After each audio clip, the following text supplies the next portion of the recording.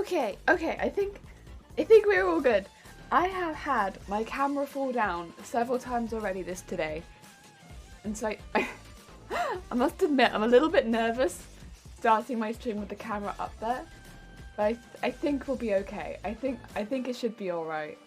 I'm hopeful. I'm looking at it and it doesn't look like it's moving around too much. I think what it might be, let me just change the camera really quickly so you know which one I'm pointing at. It's this one up here. I think what it might be is, I think I hold this camera up with blue tack. I think the warmth in here might be slightly making the blue tack a little bit more like droopy, and it might just be letting go of my camera. I do have a safety ribbon on it, so if it does fall, it doesn't like fall all the way to the ground, even if I don't notice it going. But yeah, I've twice this morning heard like a boing, and it's fallen into the ribbon. And I was like, ah, I see. I guess that's the kind of morning we're having. So it's been making me a little nervous. I mean, I'm glad it didn't fall down last night or anything like that, but yeah. Not ideal. Other than that, though, it's been a good morning. I hope everyone else is having a nice morning. I have another cup of coffee, because I've already had a couple cups of tea, even with it being so early. And the plan today is, I'd like to start with the fire that we missed yesterday. We did... Actually, I can probably switch cameras and I can show you. We did some of the fire around the top, and we missed a big piece of fire in the middle, which connects the two. I want to finish that bit first, and then start with some of the cobblestone and stuff like that. Oh, where'd you come from? You could see my desk. Oh my god. Right, let's see. If I go to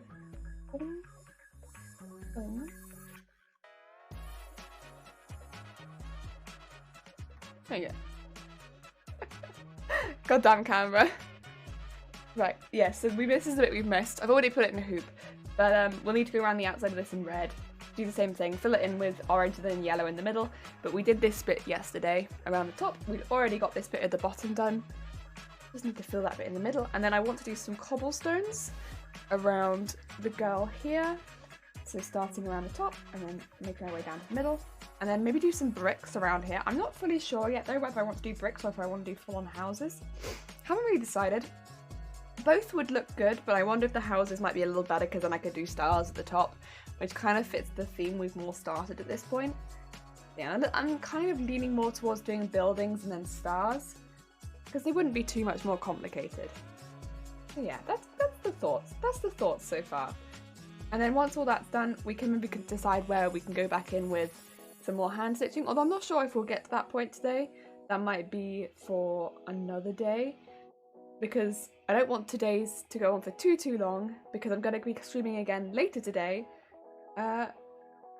for some chill times, for whatever I want to do, which won't potentially be this cosplay. It might be, I think I know what I want to experiment with. Basically, there's been some patterns that I've been getting, collecting and wanting to practice and try out on over the last few months, and I've just not really had a chance to actually give them a go, right?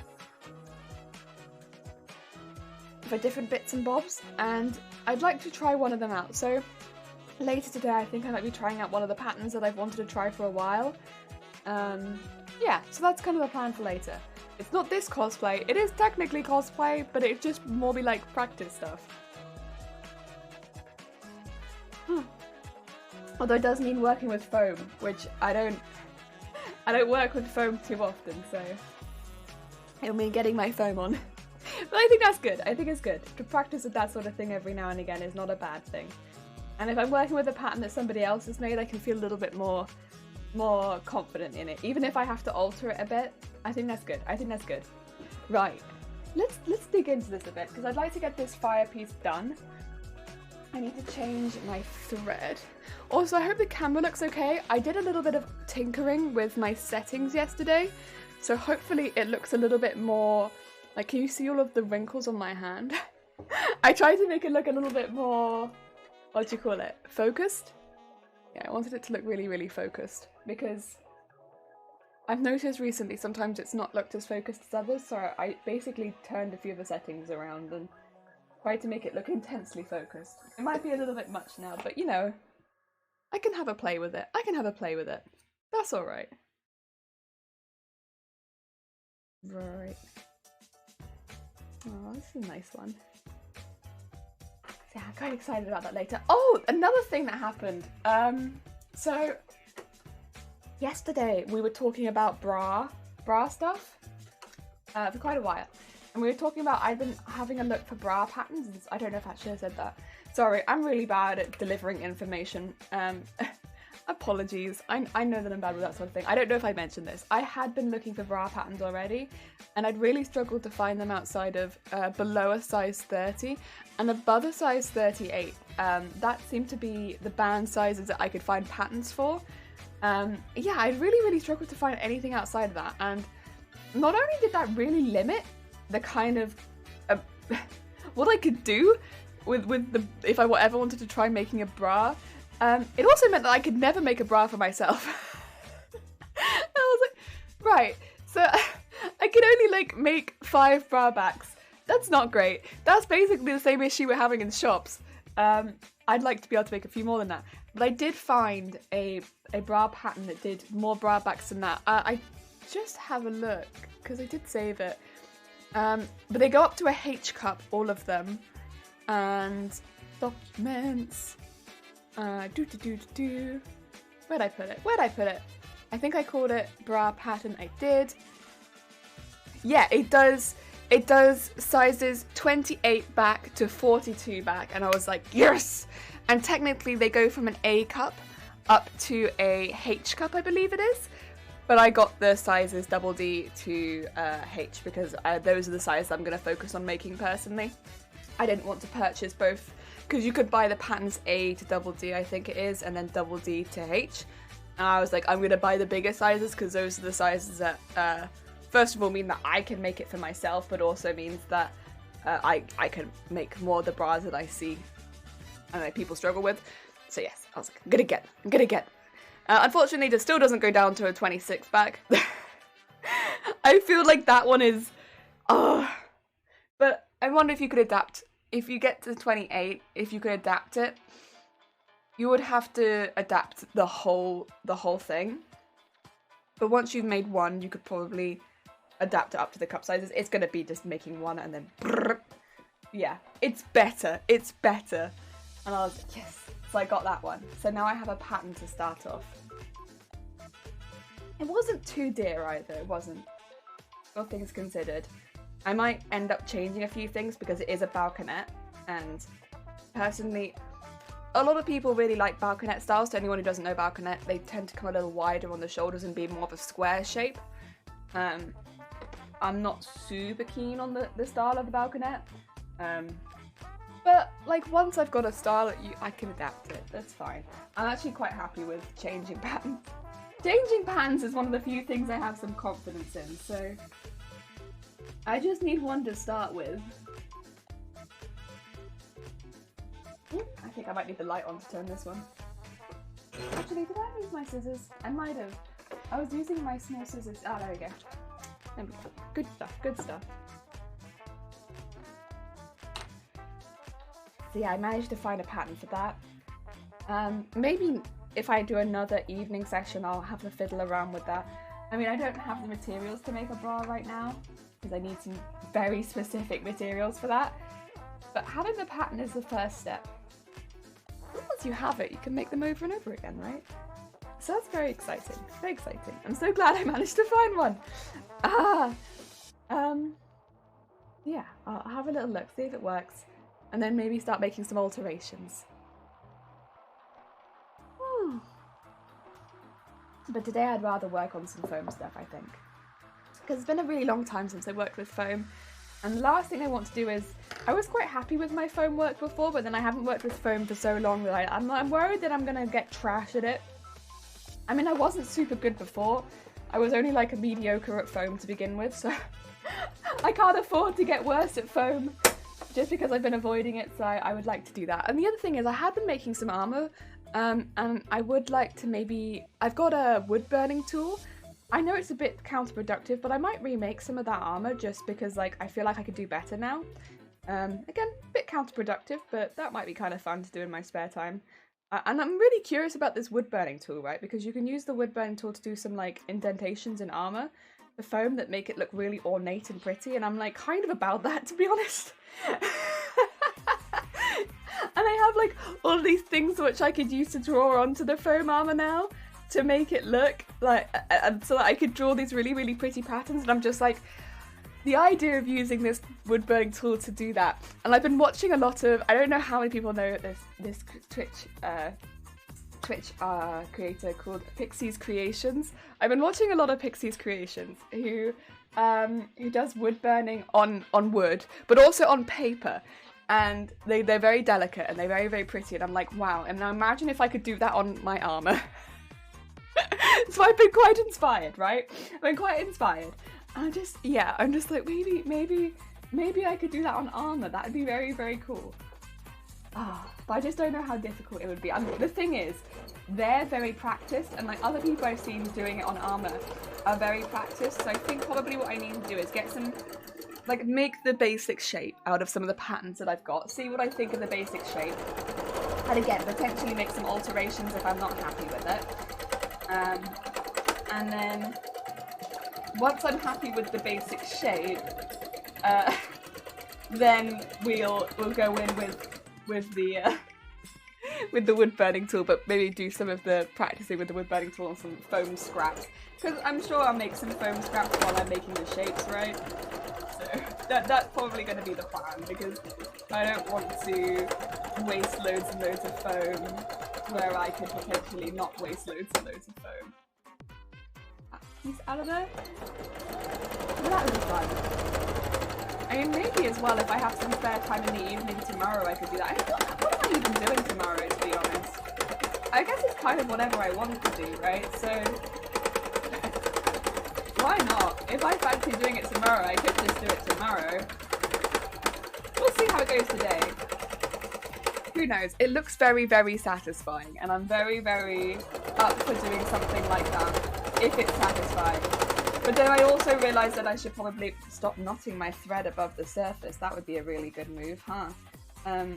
Probably take some time to chill and not only do cosplay, and maybe, like, you know, relax and play some video games sometimes. I get it, but like, just so, I don't know. Oh, Grobit, how's it going? I hope you're having a good day. Also, oh my god, hi Jason. And this is OFFC. Oh my god, everyone's here at once. Jesus. And Skulls, thank you for the lurk. I hope you have a lovely lurk. Jeez, sorry everyone, hi. I hope you're all having a good day. Sorry, I was just chatting to myself about stuff that I might be wanting to do later. Are you doing okay? So my bobbin had a bit of a moment there. I've got some patterns that I wanna give a go at. Basically, I've been hoarding. I don't know how much you would have heard of that. Apologies. I've got some patterns that I've been hoarding that I really would like to give a go to, right? But I've not really had a chance because I'm working on this cosplay, and I've always got like a game on the go and stuff like that. And I really try to keep my crafting during the streams because it helps keep me focused and stops me overcrafting and making myself ill, and yeah. So I don't do too much outside of streams, but there's this patterns that I would like to try, and they are foam patterns. But then it's like, but if they go well, and I've also got a wood burning tool now, but then it's like, if that goes well, would I really just like to maybe redo some of the stuff I'd done before? Maybe. I don't know. Yes, your stream really does help keep things on track. I'm really, again, positives and negatives. Hyperfixating means I get a lot of stuff done in a short amount of time. Not a short amount of time, in like one chunk of time, right? Negative, I won't go to the loo for like 13 hours and then I'll be ill. I'll have such a bad stomach ache and I'll feel so sick. Oh my god. And sometimes I won't drink water and stuff like that. Unless it's next to me. Because I just won't remember. This is, you know, people be like, streaming's not good for your health, but I'm like, there's a full-on hydrate button. There's a time right at the top of the screen, which tells you how long you've been here. And it's like, I've been here for 6 hours and I haven't gone to the loo. Maybe I should stop streaming. I don't know. I just can't help but think that maybe it's not good for everyone, but for me it's been really good. It's made me a much healthier person. I think genuinely I've had less migraines since I started streaming. And also less stomach aches. less pee-induced stomach aches at least. Oh, you're doing a bit of a whip whip. How are you doing that? That's not good. Do you need to be tightened? Oh, you do. There you go.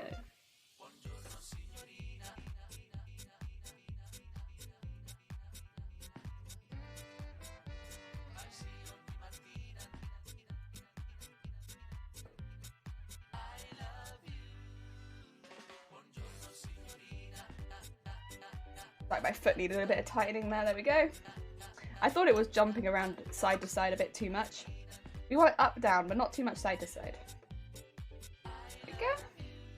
Ah, you think of yourself too, yeah. I'd be very positive for your mental health, you just have to find some balance. Yeah, it's the balance is the most difficult bit, right? Well, but it's not for everyone, I know.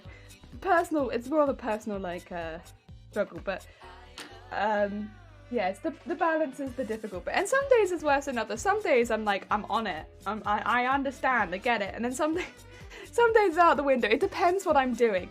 New crafts is the worst. If I'm doing something I don't normally do, that's when I'm like, routine, out the window. I become like a sim, right? Where you tell a sim to do something, and it's like, I will now continue doing it to my death. That's how I wasn't the person who thought of that. I like, one of my friends was the person who first mentioned it. They were like, if you start doing something for the first time, it's like telling a sim to like read a book. They'll read a book until they die. I was like, yes, this is what it's like. It's like reading a book until I die. I will learn a skill very quickly, but also I might die at the end of it. Oh. Hey ho, you know what? It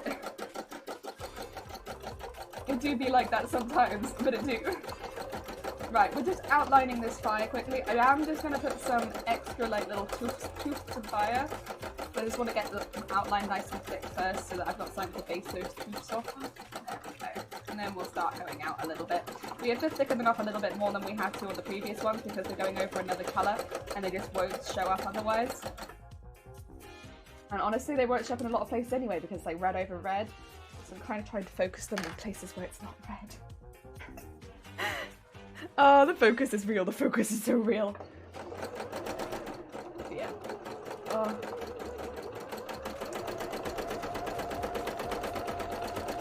And there we go. Up, down. But yeah, sorry.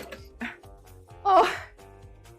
Miss OEF5, thank you so much. I want to keep calling it the wrong one. Appreciate it. That's very kind of you.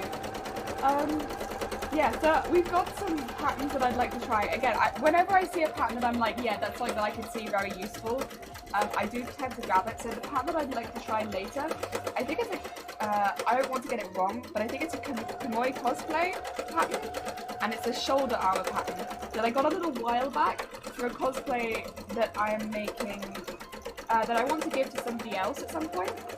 I don't do this sort of thing very often, but it was a cosplay that I really wanted to try making, but I didn't want to wear it for me. And so I just wanted to try making a few pieces and bits and bobs. Because I don't do commission, and I have no interest in ever doing commission. I hate the idea of commission, right? But I like making things for my friends, right? I'm more that kind of person. Commission? Absolutely not. Making things for my friends? That's it. But yeah, so there's a shoulder piece that I want to make. I was going to hold off on making it until I could fit a couple other bits and bobs. But yeah, just because of the lockdown and everything like that, it's not... I've not been able to see any of my friends for the longest time. Like, we can chat, we can talk, but we cannot see each other. So it's not quite been like, I can't fit anything on anyone. So I'm just gonna go ahead and start making things that I would normally fit later. But I'm also thinking to remake some things, because I've kind of gotten better at some things, and I'm like, I could probably do it better at this point. You know what, why not? Let's remake some things. And it's not like I don't enjoy making these things. so I might as well, right? And I got this pattern because I was like, you know what, this pattern looks like it would kind of make similar to the shape that I want to make, but I wanted a little bit more pointy. So that's kind of the plan, is make similar to the shape that I want to make, but a little bit more pointy. And that's what we're going to go with. Oh, just Mrs. is fine. The OEF 5 stands for Operation Enduring Freedom 5. My husband is a veteran and I work with veterans. Oh, that's fair enough. Okay, I'll just call you Mrs. That's lovely though. That's a lovely name. I'm always curious where people's names come from, and that's a lovely name.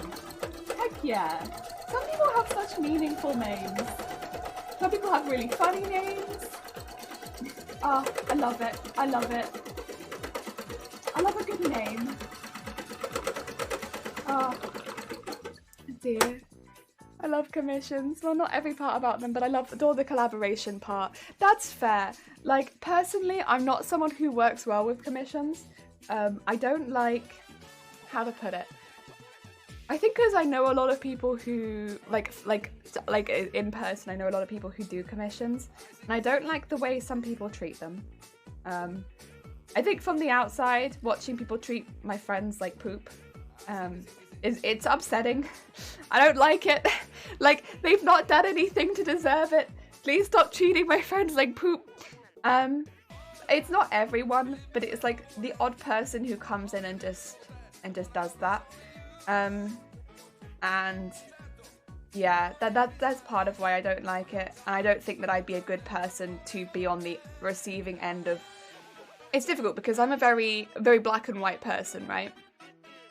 And I don't have that sort of the skills that my friends have, as far as like the talking bits, right? Basically, if someone's acting there like that to me, I'm just gonna be like, well, heck off then. whereas my friends are a lot better, sort of thing. I have no time for that. Oh dear.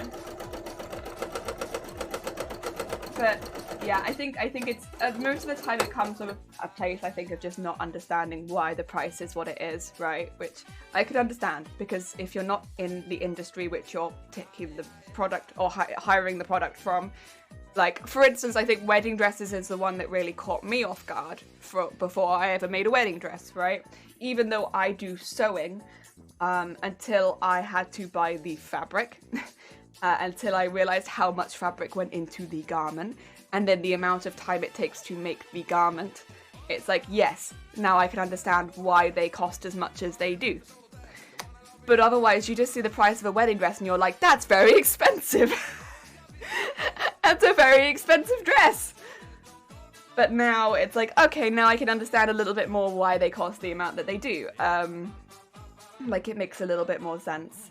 But I could understand from a commissioner's, like someone who's commissioning point of view, is when you're hiring just one person to do all of that work, why is it so expensive?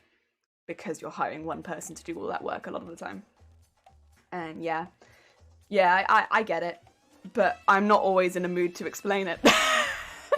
And that's why, to me, basically all I've ever done is piece for people I know, so not had a bad client. Yeah, I can imagine doing things at a wedding would be a nightmare. It's because I also, bear in mind, I do costumes, I do big pieces. And the idea of having to explain all of that, like where all the intricacies go to someone, I'm just like making things for a friend. Yeah, absolutely. I love that. I love sharing my passions with people and like friends and stuff like that. I'm much more up for that, but having to go through the intricacies of pay and stuff like that with someone who would be a client, that's not something I could do. It takes a specific type of person, like maybe yourself and stuff like that, who are able to do that with people and have that level of patience, and also like, I don't know, like commitment for that sort of thing. And I am not that sort of person. I think the other issue that I would always have with doing commission work is because I am chronically ill, right? And it's not the same with everyone who's chronically ill, bear in mind. There'll be a lot of people who are chronically ill who are able to do commissions absolutely fine. But I have migraines that strike whenever they do. I don't really have a choice on it. So if somebody was like, I need this a week from now, I might have 4 or 5 days of migraines. And then it's like, if I only have 2-3 days to work on it and I need 4, I can't do it. And that's always going to be something that I guess hangs on my head, unfortunately. But there'll be a lot of people who are chronically ill, even with migraines, that won't have that issue. But for me, I have so many migraines that it's like, I can't really work to a schedule very easily. Which is the same reason I don't often work to schedules with costumes, because it's like, I don't know. Also, Tom, I hope you're having a good morning. Makes sense. The nice thing about creating things is you get to decide what you want to do, and you get to choose what's good for you. Yeah, this is the thing as well. Like when we were talking about, like for instance, I'm making something for a friend. It was something that I also wanted to make, right? Like I had a genuine interest in making this costume piece, but I also had no interest in wearing it, right? So that's why I agreed to make it, because I was like, you know what? I would love to try making this, but also I don't want to wear it. No, not for me. So like it was fun for me too, because most of my fun with costumes comes from making them. But you know, it has to be something that interests me, and it works better if it's for a friend, because then maybe I come to the con with you and we can all wear them together, like maybe, and stuff like that. And like a lot of my fun comes from that. And also I do love watching people enjoy wearing costumes and bits and bobs. Like I've made costumes for or not even the entire costume, but bits and bobs for people a couple of times. But I never want that to come across as I do commissions, because that's always my main concern, because I don't. And it's always like a bit for a friend or a family member if they need something, and stuff like that. And it's specific stuff. It's stuff that I'm interested in. Like maybe someone wants something from a Final Fantasy game and I'm like, you want what? And stuff like that. And it's also at times where I don't have a lot else that I'm making for myself, right? And or even if I need a break from a costume, it's a good time for me normally. Yeah. Dear. Right. It's like a good thing. It's a little different. Whereas commission work, that's a job. That's a job. You're earning that money. You're doing that hard work. I would not consider what I'm doing hard work. Like necessarily. Like it's there's effort there, but it's not the same. Although hopefully you still enjoy it. I still hope that you enjoy it. Oh, right, now we get to the bit which is a bit more difficult, where there's like flames in the way, because I've done this in the wrong order. I got too excited with this fire, and it was in the wrong order. Scots! Commissions, Scots! Scots! Scots! I had to nip off yesterday. This room got so hot yesterday, I can't even tell you. This room, so the thing that holds my camera up has been constantly melting because of how warm this room's been getting. But I had to nip off because I had to get an ice lolly. But during our stream yesterday, we were having like a proper rant about bras. I'm a bra fitter, and sizes is an issue. We don't get anything below like a size, like 28s, we get in child sizes and that's it. So if you're an adult and you measure less than a 30, you're fecked. And 40s and above don't get anything that is wired. And if you want anything pretty above like a G cup, get hecked. So that was our main, it was an anger. It was an anger. And like, we were talking about like, because I'm very, very fortunate in that I'm like, I still am the senior fitter. It's just I can't do fits as much. So it meant that I got to talk to a lot of the brands and also talk about how they make the bras and stuff like that to a lot of the brands we've talked to. So we're talking a bit about why they don't make any of these sizes and stuff like that. And it makes sense, but also it's still annoying. But I went online yesterday, and I've been looking online for a while, but I did like a really big search yesterday because I was a little fired up, to be honest. I found a pattern that does sizes 28 A to H up to sizes 42 A to H. Still not the full range, but you can do them wired, unwired, padded, unpadded, and you can make it long lines should you want. And it's such a good range of bras.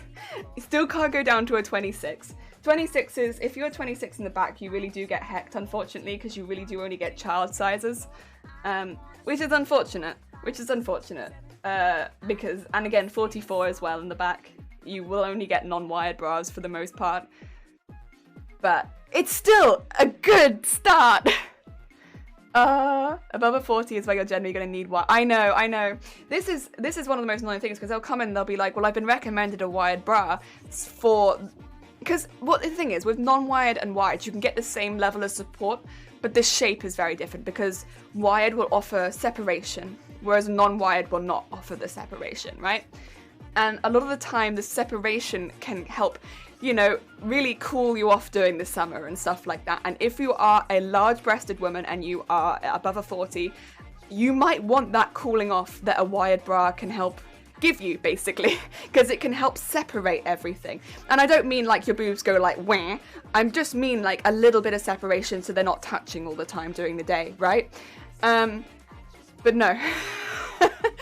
Above the 40, no, your boobs must touch at all times. And it's like, anyone who's been in that situation where it's really hot and your boobs are always touching knows that's not nice. That's, not only is it not nice, it can lead to like proper bad discomfort and like, you know, like skin things and like, you know, no, you want separation. Oh my god, hi! Oh, Goombi, how's it going? I hope you're having a good day. So we're literally talking about boob separation. I hope you're having a good day. Jesus Christ. Oh my god. Welcome to Boob Talk. Belinda, I hope you're having a good day. We were just talking about bras and how important it is that the whole size range is covered. So that during the summer, anyone can get bra separation. Oh my god, that's so creative. Thank you so much for the follow. Welcome. We're doing some free motion embroidery today.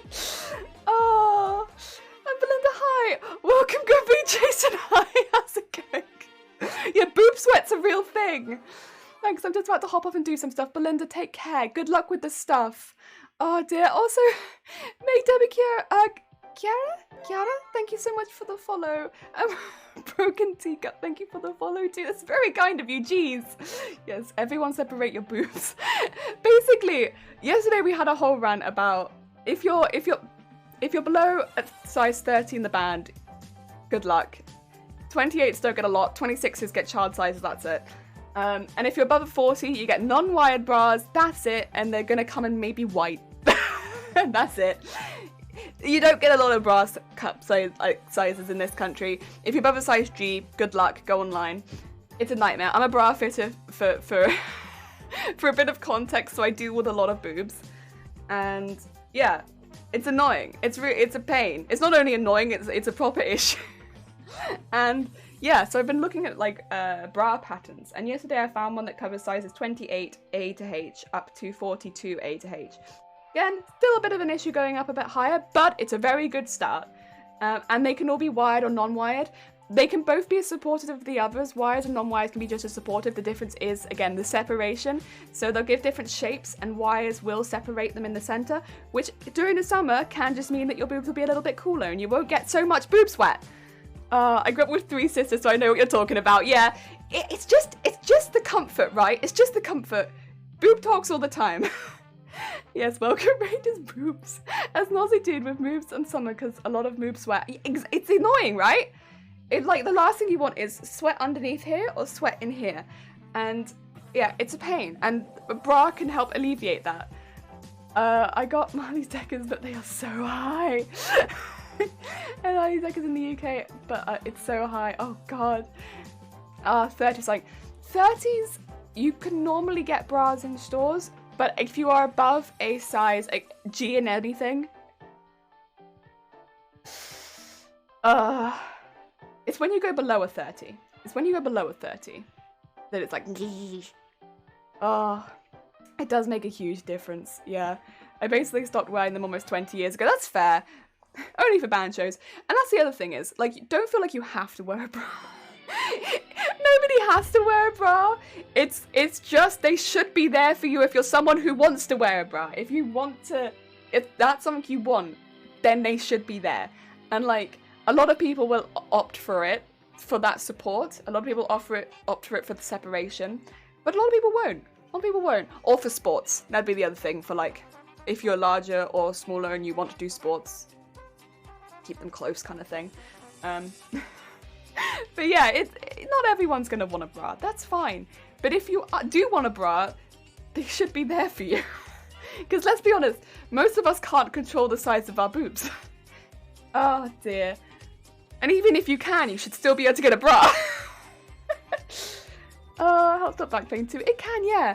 And of course, if you are getting back pain, it seems like a good idea. And of course, there are going to be some sizes where, unfortunately, back pain, yeah. But bras can help alleviate it to an extent. Sports bras for me, yeah. Bralettes are good for sweat if you can find them. Bralettes are good, like, but you can also get, I don't think I have any on hand to show you, unfortunately, but like the very, very like thin bras. They don't have to be lacy as well. They can be like a non-foam or just a molded cup if you want a very thin mold. But normally I would say just a very thin cup, which isn't lace. They'll normally be very breathable as well, especially if you get it in a cotton. They could be really good during the summer. Oh dear. Alizara, thank you for the fun. It's very kind of you. Reminds me, back to corsets. This is fair. They're very, very beautiful. Yeah, the cotton ones before my back surgery. I wore Constance corsetly. Corsets constantly, excuse me. They are stunning. They are stunning. I would say I don't see as many shops offer corsets as an option these days. But they're stunning. They're stunning. I feel like having lingerie options that make you feel beautiful should be more widely available, and corsets make a lot of people feel very, very pretty, as well as being, of course, supportive, but they do make a lot of people feel very pretty. So I don't know why I don't see them as often. But, yeah. And again, the amount of lingerie shops I walk into and it's just beige, black, white, maybe navy. Like, I want something hotter. It's whatever. It's whatever. Oh dear. I wish they had separating bralettes for bigger boobs. The difficulty is for separation in the center, and there really needs to be horn. There really needs to be like a wire, and then of course it's not a bralette anymore. You can get a strong elastic as well, would start to turn it into a bra more than a bralette. But if you look at non-wired bras, you might find your luck there, because a non-wired bra can still be just as supportive as a bra, but without any of the wires, and you might find a bit of luck in the middle ground, and they can still be really pretty too. Yes, yes. Also, Zay! Hello, how's it going? Most people consider them to be fetish wear rather than standard underwear. It should just be like, give the options. There's options. Trick is to get one of those strap bars. I use them to help. And minimizer. Hello, I don't need more padding. Minimizers. What I would say, look at molded bras. So there's like fabric cups, molded cups, padded cups. Padded cups are the one that's going to give you extra. But if someone's recommending you a molded cup, it's a minimizer, but without the branding, right? Because minimizer, at least in the UK, that's like an actual name of a bra. But a lot of other bra brands do a molded cup that isn't the minimizer. And so if a bra isn't saying, this one's molded, it's because it's not the minimizer, but it's basically the minimizer. They just can't call it the minimizer. I think every brand I've seen in our store and in most other stores nearby has a minimizer because they are so popular. When I do band shows, I do strappy things you can wear them that hold the boobs apart. Oh, okay. Ooh. Also, Mac, hi, how's it going? Alizara, is struggling to find non-padded around me is real. Yeah, it's like padded is a popular one. It's definitely popular, especially I find padded a lot more in shops like New Look, H&M, shops which aren't specifically lingerie but have lingerie in them. They're all padded. But if you go to a lingerie specific store and look at molded cups, they will all be just a thin layer of molding. So you'll be smooth underneath, like a top like this, for instance. Like it's a thin jumper. You can kind of see through it if I do this. Molded, but not padded. So no extra. And kind of a natural shape, but no extra. Molded. I wear, oh, sorry, I read that one. All the things that should be options, but unfortunately that's not how it is. This is where the fight is, right? The struggle. Nice, yeah. Unfortunately, yeah, it's just because the minimizer is like a legitimate bra. Is it Wonder Bra that does the minimizer? I'm not sure. Oh yeah. But yeah, luckily every other brand caught on, that at least all the big lingerie brands that I've seen. It also means that there's a lot of other styles. So some of them will do like a balconette minimizer. Some of them will do more of a full cut minimizer. I've even seen like plunge minimizers. Sasuke, thank you for the follow. That's very kind of you. I've got to go have a lovely day. Belinda, take care. Look after yourself. Molded.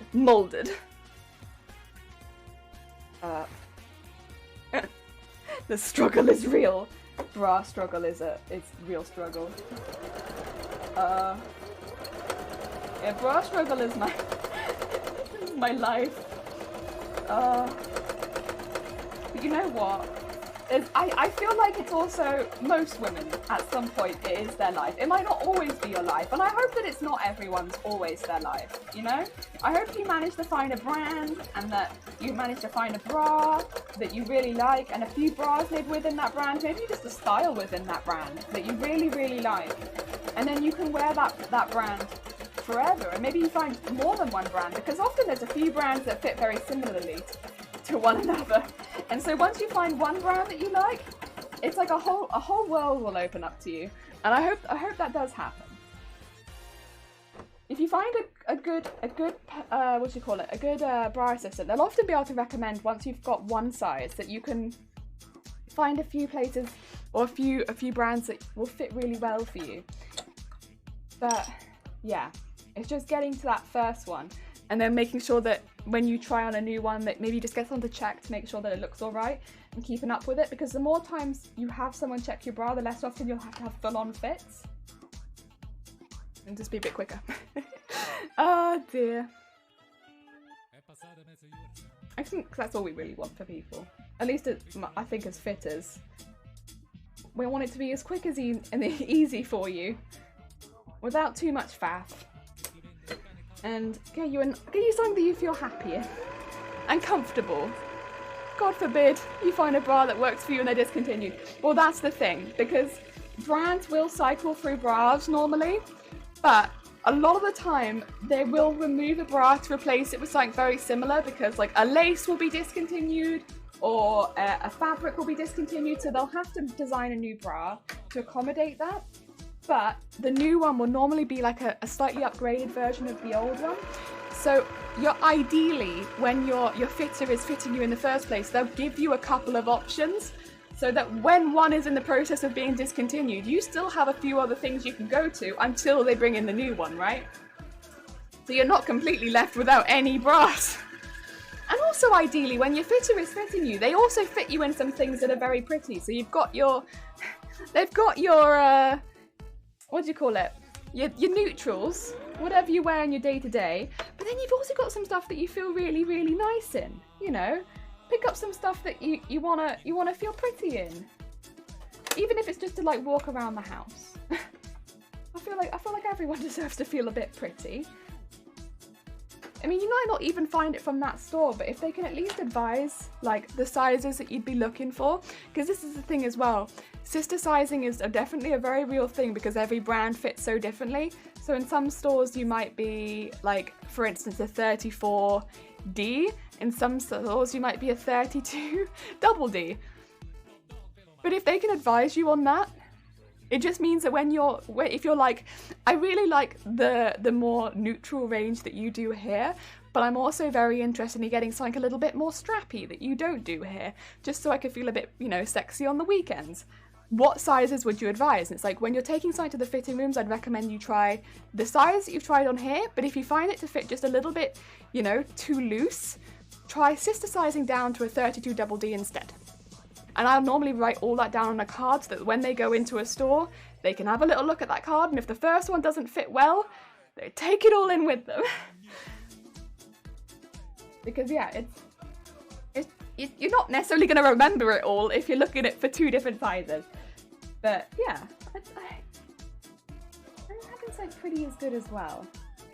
I mean, I'll often be looking for very, very, very, very functional things, right? Like the amount of times I've gone in and I'm like, what's the biggest plunge you've got? I need something that comes down to like my belly button, because I'm looking for something for cosplay, right? And the assistants are like, what? I've always had really, really good experiences talking to people, explaining what I need, showing them the outfits. If I can bring an outfit in with me, I'll often do it so I can try it on with the bra.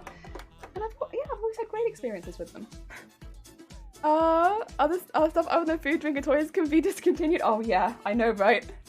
We talking about Nat. How's it going? I hope you're having a good day. Oh dear. Also, I need to do a couple of shout outs. Nat, you've done me a reminder. We are talking bras. Oh, that's.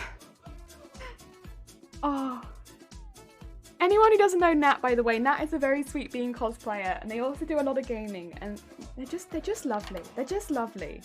Definitely do a checking out on Nat. They're so sweet. They're so nice. Also, if you want to see somebody, we rated them yesterday, but if you want to see somebody who is making underwear, they're making corsets right now, check out Scolds. Check out Scolds for underwear. All the bras, so many things. I feel pretty in my underwear, except the laugh jaws, because they're just for fun. It makes a difference. No, fun underwear is very, very valid. Very, very valid. Okay, there is, and I will recommend them to anyone. I don't care. There is, I don't know how many people have seen them. I think they're reasonably popular. Oddballs. Oddballs. I will put the link to them in the chat. For anyone, I hope it's reasonably obvious, but I am not sponsored by Oddballs. But Oddballs is they are kind of like a testicular cancer, I believe it is, charity that does underwear. But they do men's and women's underwear. They also do like bras, bralettes. They also do sportswear more recently. And the designs they put on this underwear, it's so good. I love it. It's so intense. It's a really long link actually, but there you go. Hopefully that works. I'm gonna click it to see if it works, and Bob's going to kill me. Yay! Okay, it worked. But yeah, basically, it's just the most intense underwear, and I love it. I love it so much. It's just really, really intense, colourful underwear, and it's like, you know what? I think I stumbled across it because I was like, where do you find really intense, colourful men's underwear? And I was just like, because I feel like women get really beautiful, pretty underwear, but I was looking at the men's, and I was like, it's all black, grey or navy, and I'm like, men's don't get fun underwear. So I was having a little look online, and Oddballs popped up, and I was like, whoa, now this is intense underwear. But then they've got the same patterns for ladies as well, and then now they've got like the bralettes and stuff like that. And I'll be honest, I have loved them during the lockdown. They are so fun. They are right, funky underwear. Oh yes, Scolds has a stunning sewing machine. It is mwah. Tea Turtle. Tea Turtle! Oh my god, I love Tea Turtle. They have cute men's underwear? I didn't know that. Oh, heck yeah, thank you, Nat. I'm always on the hunt for places, because this is the thing, like, whenever people come in and ask these sort of questions, I like to be able to give them an answer, right? And I was like, I have no idea where to send people for cute underwear. Like, someone comes in and they're like, right, I know where to get cute women's underwear, but where do I get cute men's underwear? And I'm just like, I don't know. I don't know. I found colourful underwear. It's so cool. Yeah, colourful underwear, I don't know. It's a rarity. I'm glad you've managed to find some, Jason. But whenever I've looked, it's been like rare. So yeah, finding Oddballs was like, heck yes.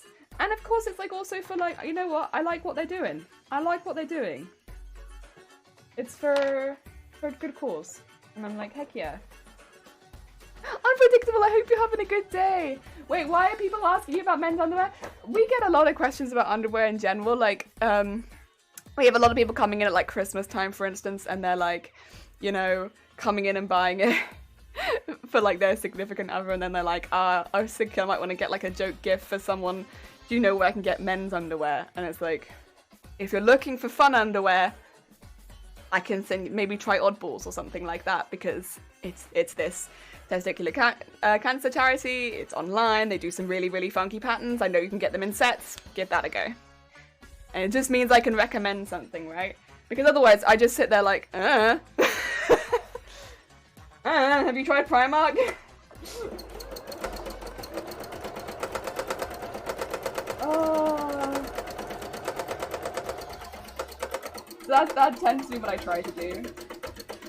It's normally around the holidays we get more questions like that. Bear in mind that I think I've said this before, we get some interesting questions around Christmas time. Like, I think the most common ones are, my wife's a similar size to you, what size are you? Or like, can you try these pajamas on because my wife's like your size? And you're just sat there like... Or even better, my wife's just a bit skinnier than you, or she's just a bit slimmer than you, or she's just a little bit more like this than you. Could you try this on? And you're just there like... I don't know how I feel about these comments. These are comments and a half. Thank you, sir. Or very occasionally, ma'am. These are comments and a half. Not sure about these ones. And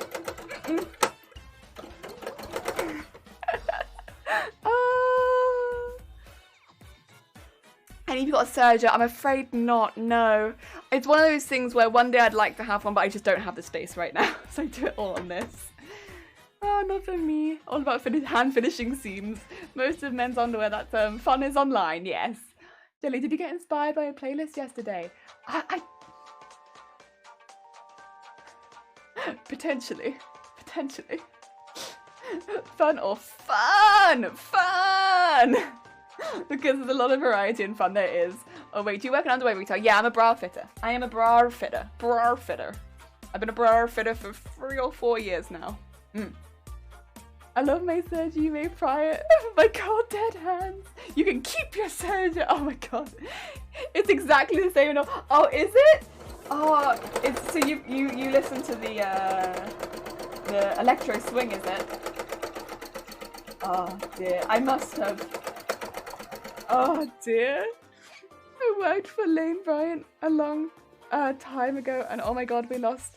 He was coming in and saying things did not realise they were plus size clothing store and their wives are not plus size. Oh no. Oh, dearie me. Yeah, it's, again, like, I think most of the comments you get, it's like, they're not intended as offensive, and you can kind of tell. Like, no one's coming and saying these things to me to try and be rude, right? But also, it is just not a polite thing to say to someone. Like, in any other context, you would not ask someone their bra size, but you, like, as like an opening question, like, excuse me, what's your bra size?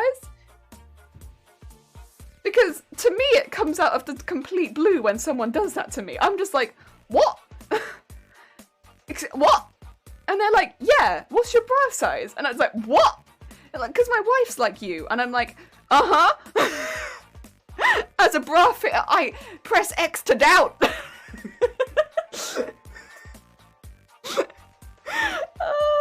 And then you have to have the awkward like conversation of, we don't sell my bra size in this store.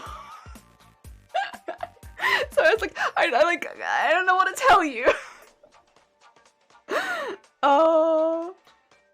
I like to swing on classical usually while streaming. Oh, lovely. We're between jazz, electro swing, and then hype. I was so confused why people are asking about underwear specifically. Oh, sorry, yeah, it's because I'm a bra fitter. It's bra fitter. Other people might get the fit of rain. She gets fit of bra. Other size, I have no idea. Nah, we'd have to do a proper fit. Like sometimes you can tell by eye, but normally the people are topless, right? So I'm not gonna ask you to get topless on stream, just so I can tell you your fit. I think it'd be best if you also fit's different in each country, right? So yeah, I would say what I would recommend is, if you're able to, because it's different in every country at the moment. I know some countries are able to do fits and some countries are not. If fitting is able in your country, go in to your local bra fitters, your local lingerie store, get them to put a measuring tape around you and see what the stock has. No, I was kidding. Oh dear. Yeah. Oh geez. I know. Like, it's one of those things where I think it is just the context of where I work that people forget, right?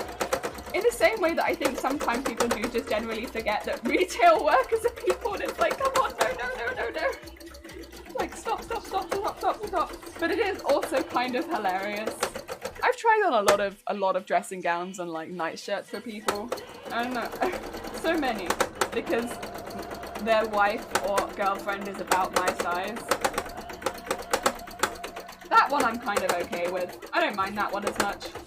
It's the bra ones that I'm always a bit more skeptical on, to be honest, because like, really hate to break it to you, but a lot of people could look the same size but be very different sizes, and I'm always like a little bit like, this is going to be a return in a few months, isn't it? We're gonna have a return on this one. There's no way. But I will say, actually, last Christmas, and I want to say the Christmas before, we actually had pretty good on people coming in with like, they checked the sizes beforehand and like they were pretty confident on their sizes.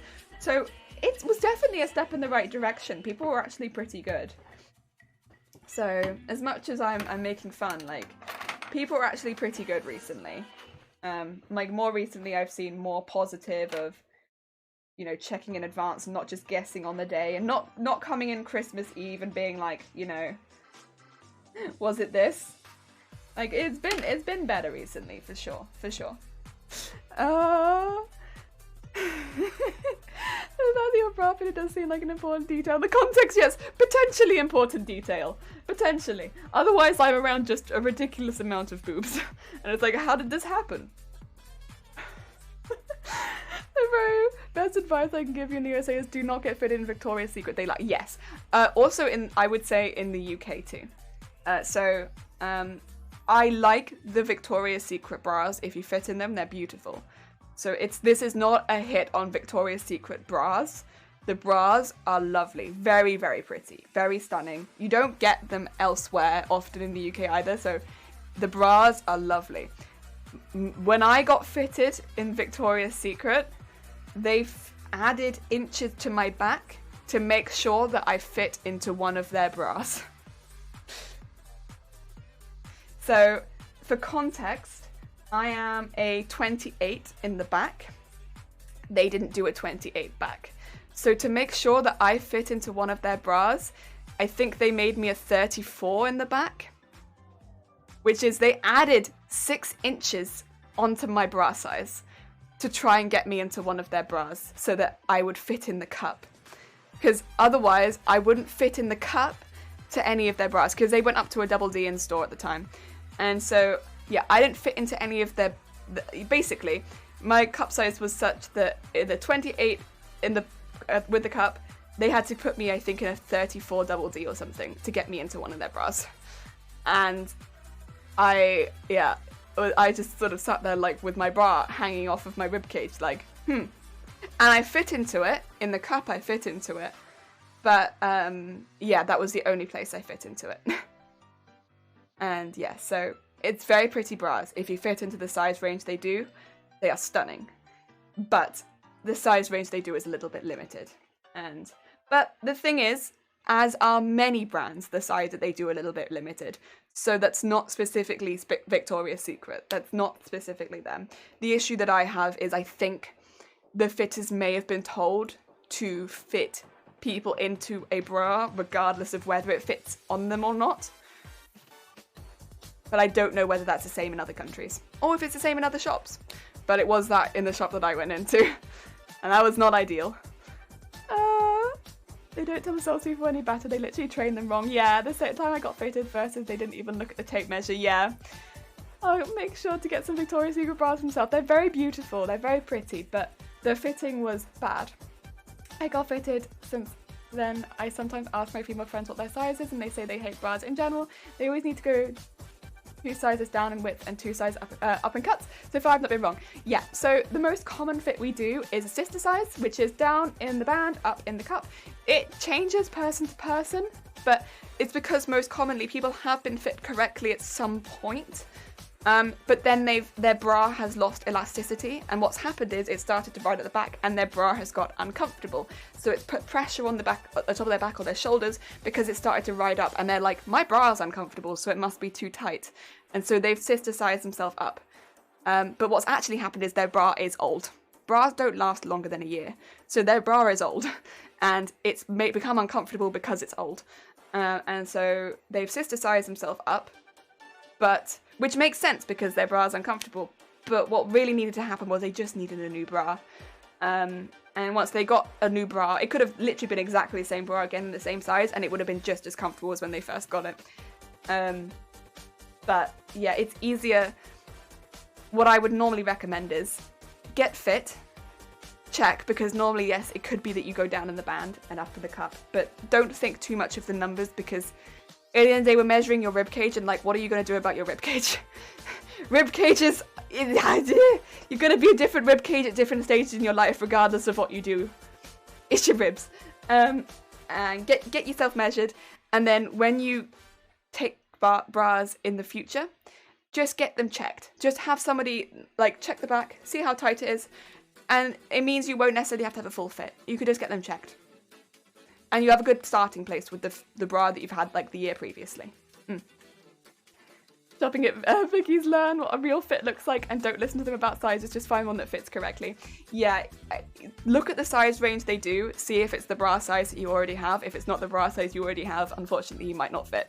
But I would say that with any bra company specifically, if you don't fit within their bra size range, it is unlikely you will fit their bras, right? Victoria's Secret is not the only one. It's one of the ones I know about because I've tried getting fit there. Because I was curious, I'd heard stories and I was like, I wonder if they'll do it to me. I'm well outside their range. I am so far out. But I look like someone who would fit within a Victoria's Secret range, right? But I'm so far out. And I was like, I wonder what they'll do to me. And yeah, they really tried. And but again, it's not specifically on Victoria's Secret because there are a lot of brands that only do their size range, right? Trying to squeeze yourself into a size range you don't fit into is not it. Don't do that. Instead, find another brand that does that style, because the likelihood is you will be able to find another brand that mimics that same style that will do your size.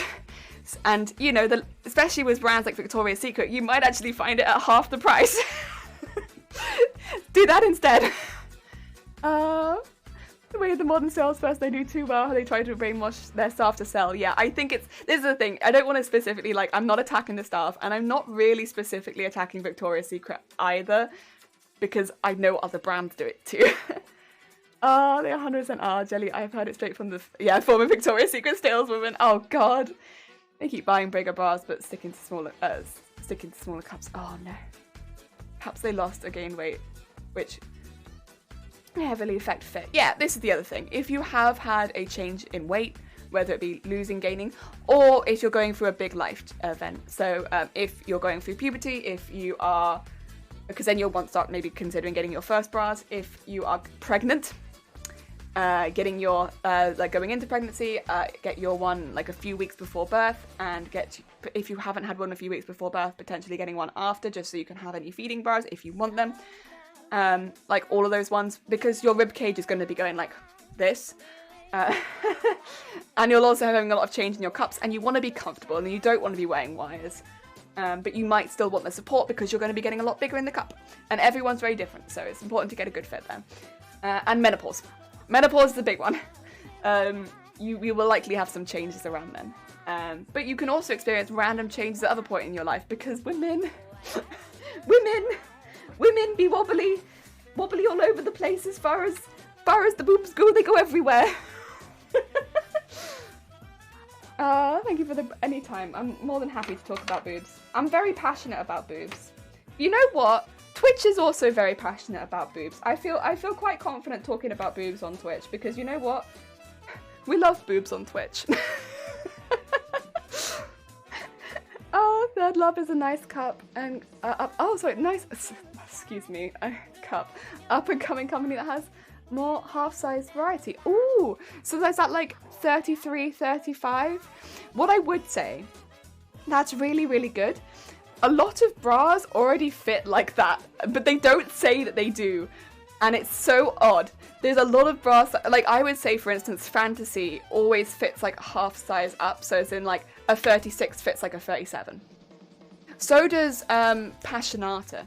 Not that I see them very often personally, but when I've been in a store that sells them, they fit like half a band size up half the time, but not all that. It's weird. I had somebody try and fit me into one of them once, so I unfortunately don't fit into them very well. But yeah, they fit like brands like that. They fit like half a band size up. But again, talking to a retail assistant, they'll normally tell you that sort of thing if they do. I love when a store actually recommends another store because they don't have what I'm looking for. Yeah, that's why I think, like myself and the other employees I work for, that's why we like to know about men's underwear. We like to know about, you know, other things like that, because it means that we can recommend these things when people ask for them, because we don't sell every bra in existence.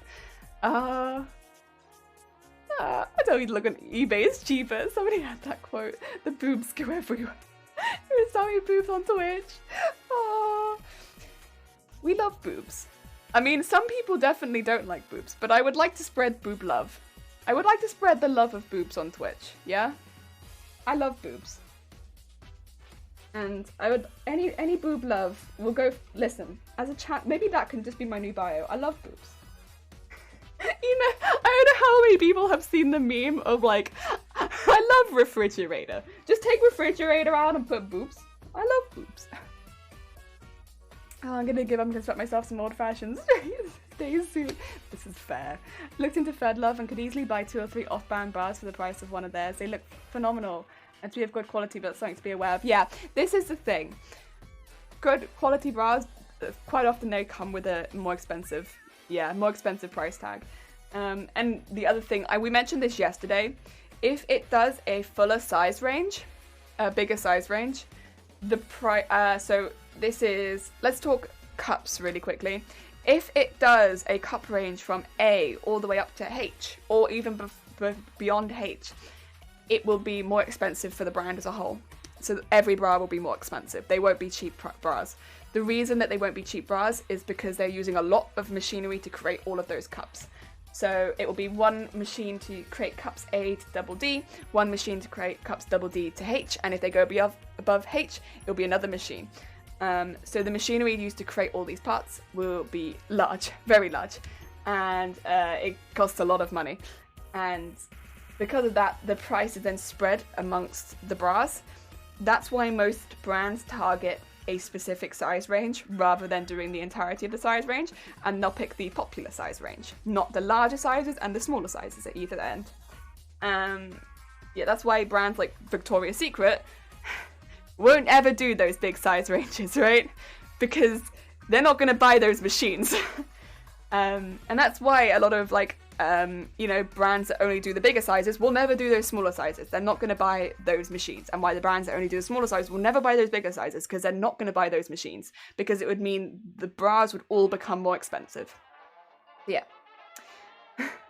When a brand does bras that are unusual sizes or a larger size range, they become very expensive as a side thing. Yeah. It's not a bad thing necessarily, because it creates a large size range. It does become very expensive. Nothing good to say stuff about Fed Love except the price. Yeah, gonna lurk for a tick. That's fine, Nat. Have a good lurk. Good luck with the work. I was gonna part of the pre-launch survey. I did my best to mention a reasonable price. They didn't pay much attention. No, they didn't. They even don't even my size, but they keep promising they're gonna get to it, and they keep getting closer. That makes sense. Yeah, I think they're gonna make one in my size now, and it's not one that would fit my boob shape. Yeah, the thing would be it's very difficult to increase the range without increasing the costs. At least not until things are getting rolling, and that's why it happens. Yeah. Again, I've been in a very fortunate position where I've been able to speak with, I think, about 10 brands at this point, and the people that make the bras, 9 or 10 brands? Yeah, it's quite a few. And like where the production costs go and stuff like that. I've been very, very lucky. I've been very lucky, basically. But yeah, even then I still don't know a lot about what goes on. I think it's good if it's a bit more expensive, but I hate when the price up on bigger sizes. I think that's what a lot of brands try to avoid, at least the ones that I know, where the bigger bras are more expensive. And vice versa, the smaller ones are more expensive because people don't buy them as often. But what will then happen, of course, is the entire range is more expensive. But if that means that nobody then buys the entire range, is it worth doing? Which is what brands like Victoria's Secret will see and be like, well, then I'm not going to do it. It's a whole conundrum. Gonna need a boob. Owing as a personality in their body billionaire who's willing to help me out a little bra startup. I feel it. I feel it. The thing is, I completely understand where they're coming from. Even as someone who doesn't really have very many options in terms of bras themselves, I completely understand where they're coming from as far as like the money side of it goes. I don't blame a company for not doing my size. I don't blame them. Because I understand, like, that it's likely not necessarily a lot of people buy my size. Even as far as fittings go, I don't fit a lot of people at my size. But do I think that they shouldn't make bras at my size because of that? No! Because I exist! Like, don't I? Like, I full on exist, and I know that there are other people like me that exist. And like I said yesterday, when it comes to how much I spend on bras a year, it's between 200 and 300 quid because of how expensive the bras at this size cost. And I will say last year was easier because I bought a lot of, I didn't have to go outside very often. So I bought a lot of more like sports style bras rather than like lounge bras rather than actual bras. Although it wasn't as nice during the summer. But normally that's like a yearly bra cost, because that's how expensive these bras are. Gonna hi Jelly and Skulls, who take up the worldwide bra industry. But yeah, it's a fight. It's a fight. I was saying that I might like to do something in October, but I need to do some planning for that. Planning for that one. Honestly, I wear 30, 60, and quite honestly be a 34D. I just thought, the thought of a 40A is just ridiculous. There are a lot of people like you who exist, yeah. That there are, and like 40A is a very difficult one. Just putting it out there. That's a really difficult size to fit people as, because again, you're just gonna get non-wired.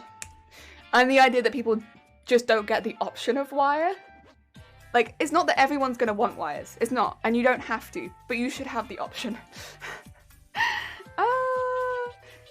Dear, I bought myself a set of Bandeau bras and I have not looked back. It's been a very comfy year. Aww, heck yeah, heck yeah.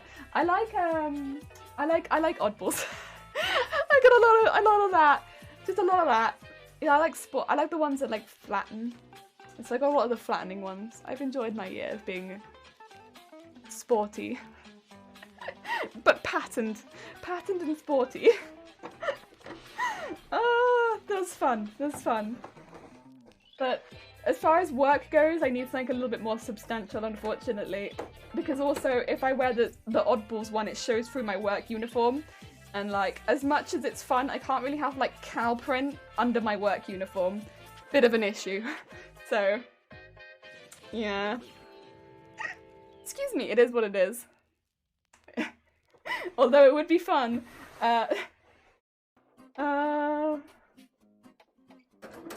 What's it up?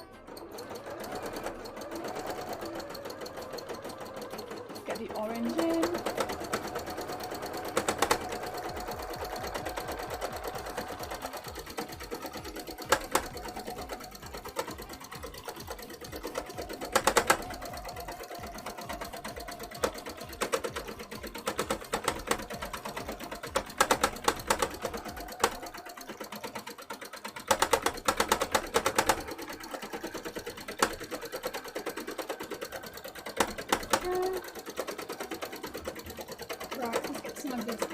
Yellow in the middle of this, so I don't want to go too hard with the orange. Oh dear. Oh, it should be an option, yes. The only reason I bring it up is that different companies do sizing quizzes and such online, and it came up, it was, oh god, I hate, okay. There was a Reddit online sizing quiz that hecked up us in the bra fitting industry for like a good 3 months at one point, right?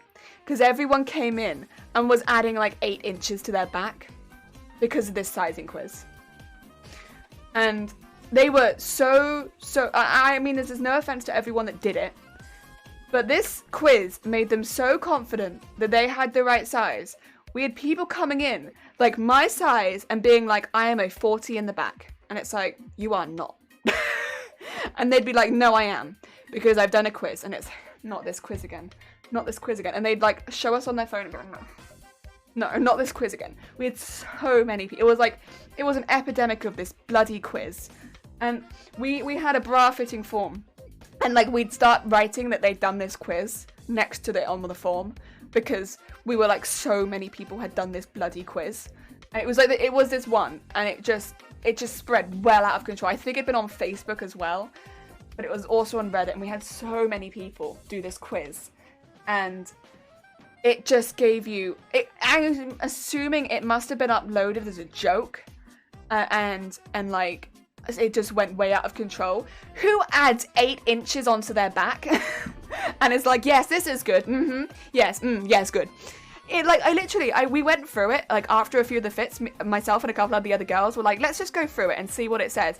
It told me I was like a 38 in the back or something. And I was like, excuse me. What?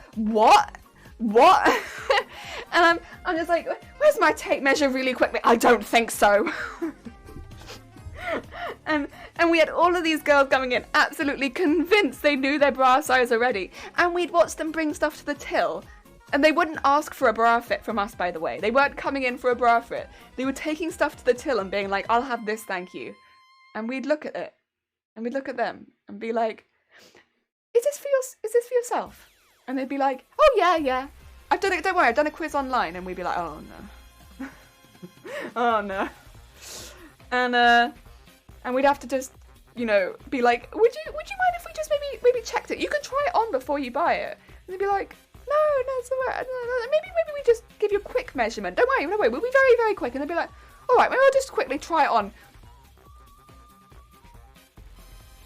That was a nightmare. It was a nightmare for you. I don't think we've ever done so many fits.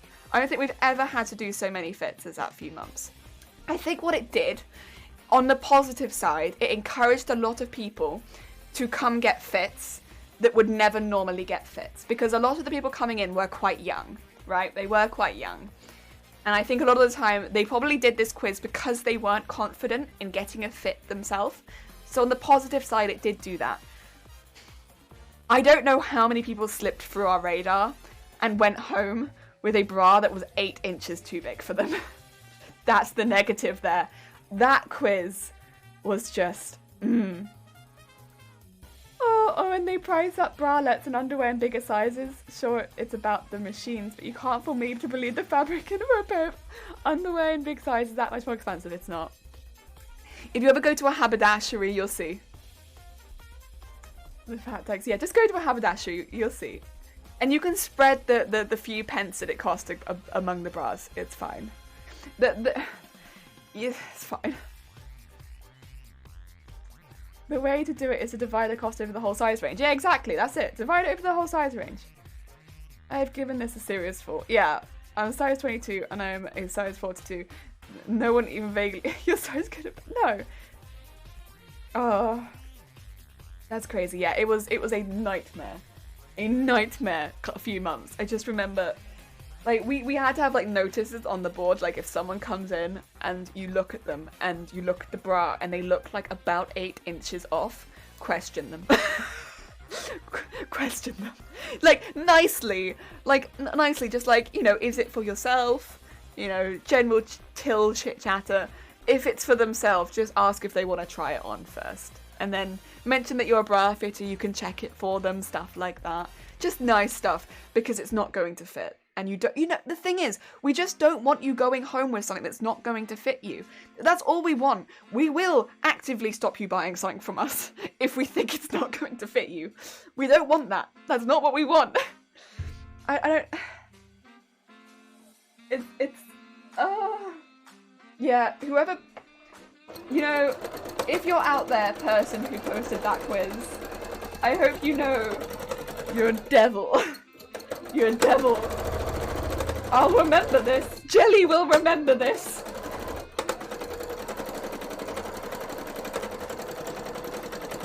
The thing is, there was, for a time, I think this is what caught a lot of people off guard. In some places, they measure you, and then they do add a couple of inches for some brands onto your back to get your bra size. In some places, that is how they measure you. Not with us! Not with us. Not here. Not in most places in the UK, at least. That's not how you do it with most of our brands. Not one of them recommends adding 2 inches because they are measured to size. So if the back over here in the UK says 28 inches, 30 inches, 32, 34, 36, 38, 40, 42, that is how many inches it is. And if your back is that many inches, that's what it should be. And this is the UK. This is the UK. I can't say that it's the same everywhere else, but I think a lot of people got confused because they remembered, oh, I think I've seen in some places you add a couple of inches onto the back, and there are those measuring guidelines elsewhere, but not here. And I think that caught a lot of people off guard. But definitely not 8 inches, and I don't think that's ever been it. I don't think that's ever been it. Oh, Jelly on warpath for that person. If that person ever comes into chat and identify us themselves. Danger. Danger. They have been judged. Oh, so Blue, I hope you're having a good day. More of an interesting discussion. People that put like on Reddit stuff like, hey, add 8 inches onto your back when you measure yourself for a bra.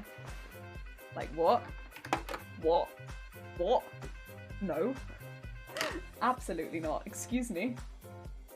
There's who? Oh, I'm all sleepy. Oh, bless you. Bless you, Unpredictable. Take it. Oh, so anyone who doesn't know Unpredictable, by the way, they are very, very sweet artists.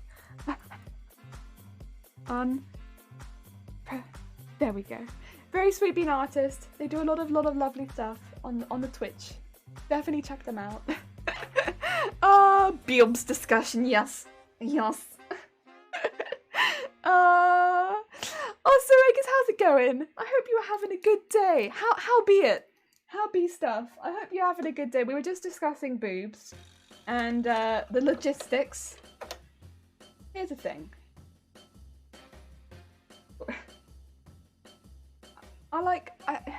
Yeah. Boob-friendly channel. I like boobs. I want boobs to have the best life they possibly can. Alright? All the support they've ever wanted. And I appreciate boobs immensely. Protect your boob. And, yeah. Oh dear. Been up 10 minutes, boobs fantastic. Absolutely. Oh dear. Yeah. We're on the protect boob side of things. Oh. My job is literally to support boobs though, to be fair, so I am somewhat biased. But yeah.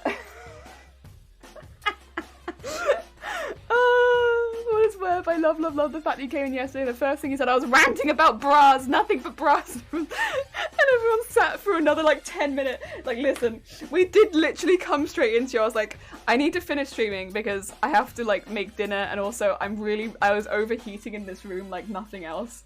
But I was like just finished a bra rant and I was like, what were we doing? Honestly, all I can remember talking about was ranting about bras and the bra industry and like the fact that there's really not the size range that people require, and I understand why, but also like, I don't know, and it's really difficult to find patterns in the proper size range.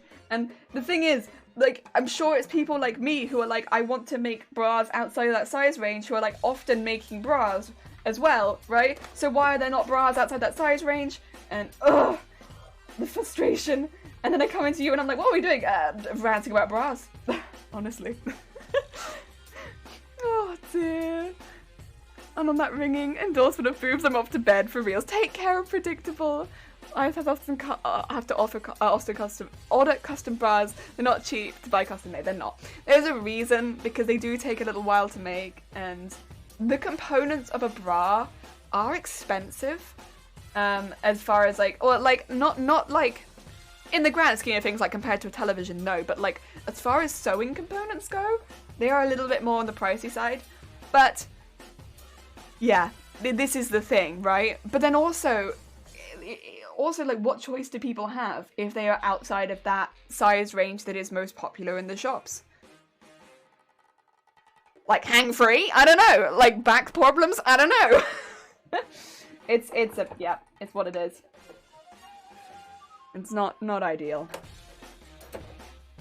It is a problem. It's a problem.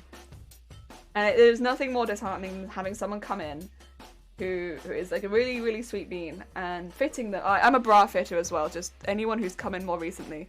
I'm a bra fitter, that's part of the reason I'm so passionate about boobs. But also boobs are fantastic, but like I am a bra fitter. That's why I've had so much involvement with boobs. And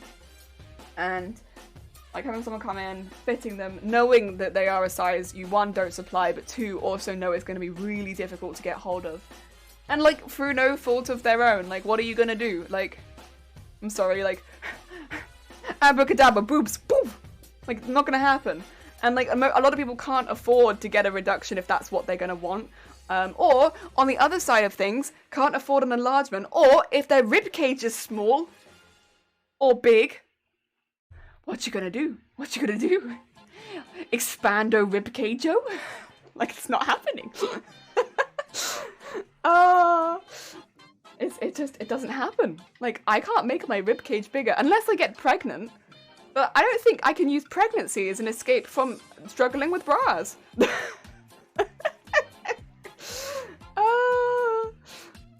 Dearie me, boom, free. Learn to make corsets. I have opinions. Corsets are stunning. Corsets stunning. I can't wait to see what you do with the most recent corset. Also, Fries! Thank you for contributing to the games. I have to come back to say, oh yeah. I went to take a photo. Oh yeah. oh yeah. Pregnancy what? No. Well, pregnancy expands your rib cage. Pregnancy expands your rib cage. So it would be a solution to anyone who is small rib cage. And it was a live photo, so it records a short bit with it, and I get a photo with the audio. I am a prophet. 10 out of 10. I'm sorry for ruining your photo.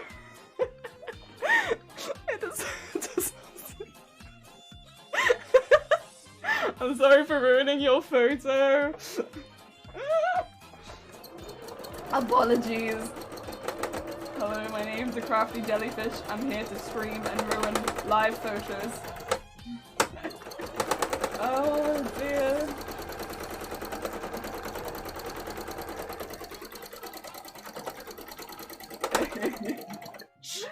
Oh.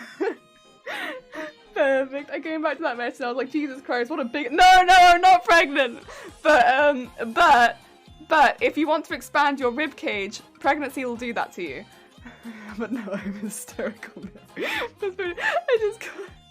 I have to remember not to post the photo as a live picture. Oh, people be so confused. Like, unpredictable? Like, are you? I don't remember that as part of your list of skills, but like, oh, okay.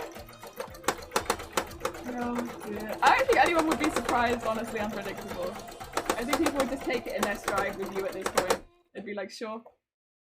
Unpredictable has a new skill. Cool beans. Yeah, I'm currently a trained bra fitter. Heck yeah! Oh, Austin Blooming, thank you for contributing to Resident Evil 7. Oh dear. Right, I'm just finishing off this part of the fire.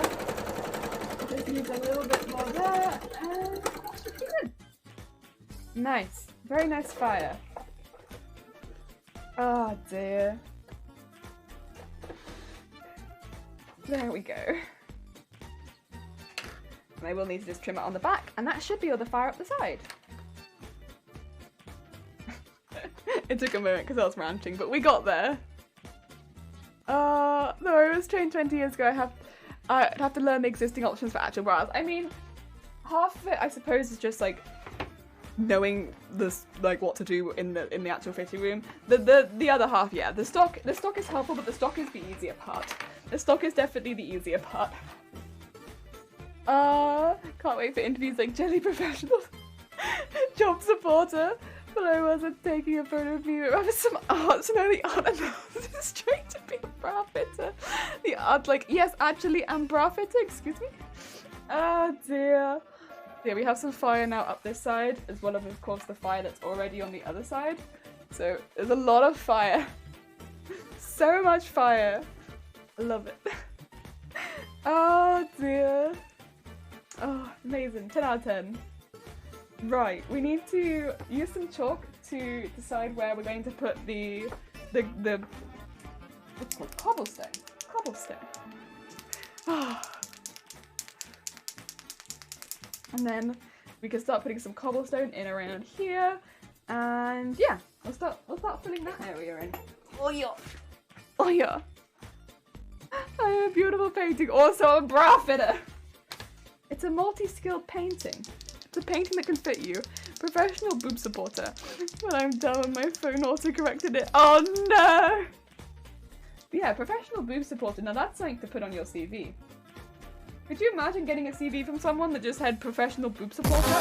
Would hire! 10 out of 10. Thank you for... Oh. I don't know, I'd hire someone that was like, yeah, by the way, I professionally support boobs. Absolutely. You need professional boob support? I'm here. I'm here whenever. Whoa. That's something. That is something. Oh. Egg. Thank you for egg, unpredictable. Okay, I'm going for real. I just could not tell you about the bra fitter painting. Thank you. Thank you. I'm glad that there is now another bra fitter in the chat, and it is inanimate. Honestly, no, that is very important to me.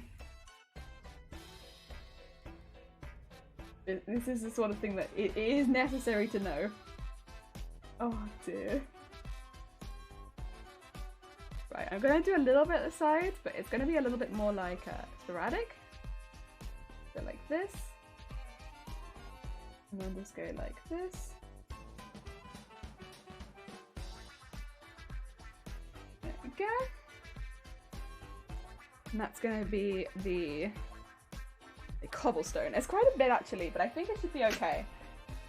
We have orange, red, dark red, black, but the black is a bit smaller because otherwise the black overtakes the drawing very quickly, and we don't want that.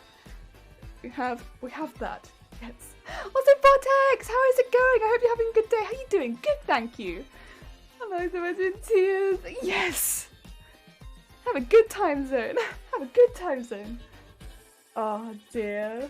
We're doing good, thank you, Vortex. I hope you're having a good day. We just finished the fire around the outside there, so now we're going to do some of the cobblestone.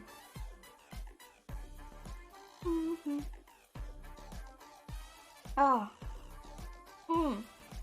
I am tempted. I don't know why I put my chalk on the floor. It has a home. I might just draw the houses in quickly, because I might end up doing those.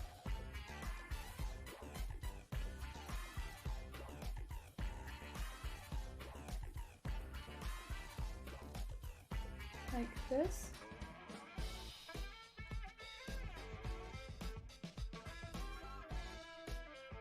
And just do like a little roof on it.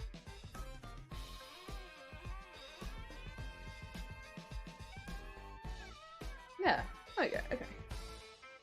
Like, we don't need any detail on them, but I think the houses will look good. Yeah. It gives it a little personality. It is all leaning over to the side, but so is the scene. So is the scene. I think, yeah. Okay, I'm good with this. I'm good with this. Testing! Testing, how goes it? How goes the stuff and things? I hope you're having a good day. And anyone who doesn't know testing is a very, very, very sweet bean. I saw your notification and couldn't go without saying hello first. Oh, bless you, Vortex. If you need to head off, please do. Do not let me keep you.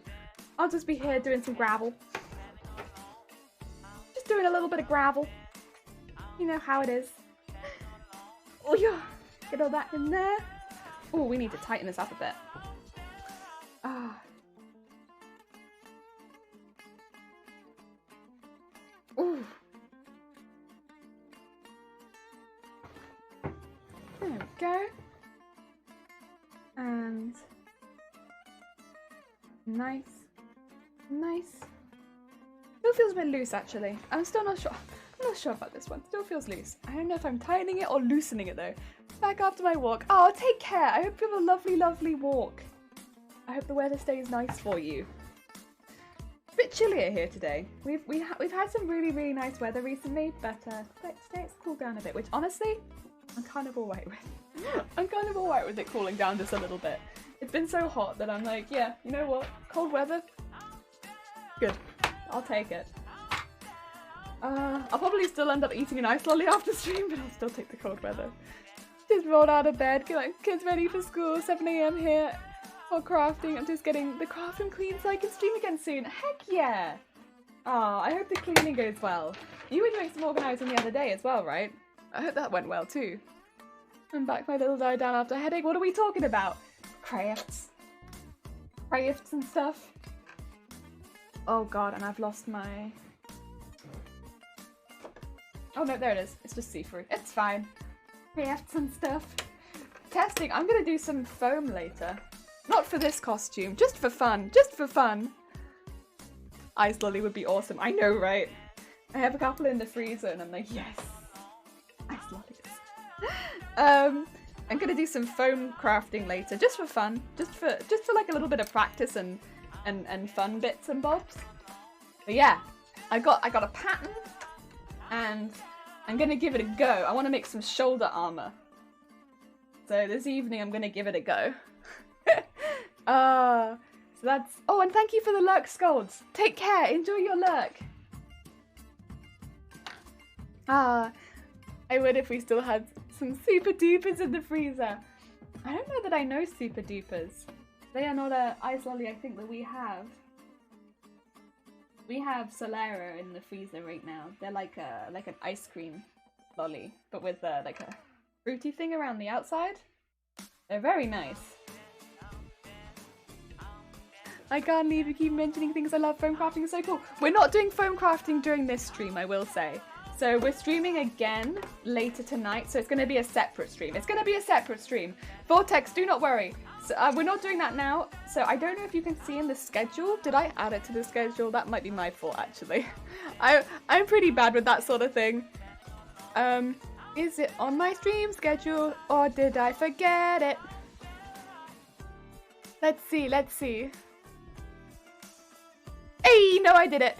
So there's one later today at 6 o'clock, which we'll be doing as a separate stream. And yeah. The plan is that one's going to be when we practice and mess around a little bit with foam.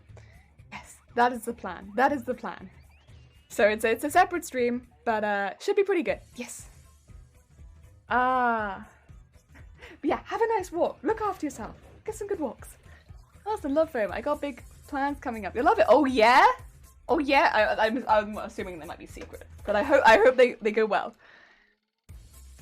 Super Dupers are an Australian brand, pretty sure. Okay, that might be why I don't know. That might be why I don't know it then, excuse me. That's fair, that's fair. Oh, back in a bit. Take care, Vortex! Look after yourself. Yeah, because I have a wood burning tool now that is apparently meant to be quite good on foam. I really want to give it a go because I've never really done that before. And I want to practice a bit, you know? Like, get good. So, I'm going to spend some time this evening getting good. Is the plan. We shall see if that actually happens. But I'm hopeful. I'm hopeful. hopeful that I can get a little bit better. And I thought some shoulders might be like a fun one to do. Although, do I have the... I have to check to see how my content cement is going. Yes, very nice. Oh, that's a nice sound. Yes, very nice. Thank you, sewing machine. Very cool.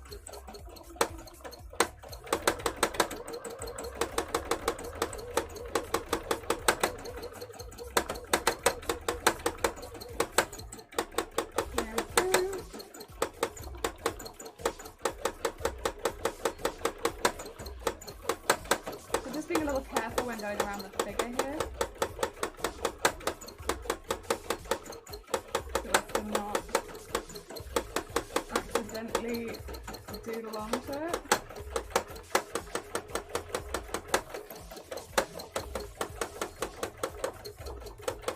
And there we go.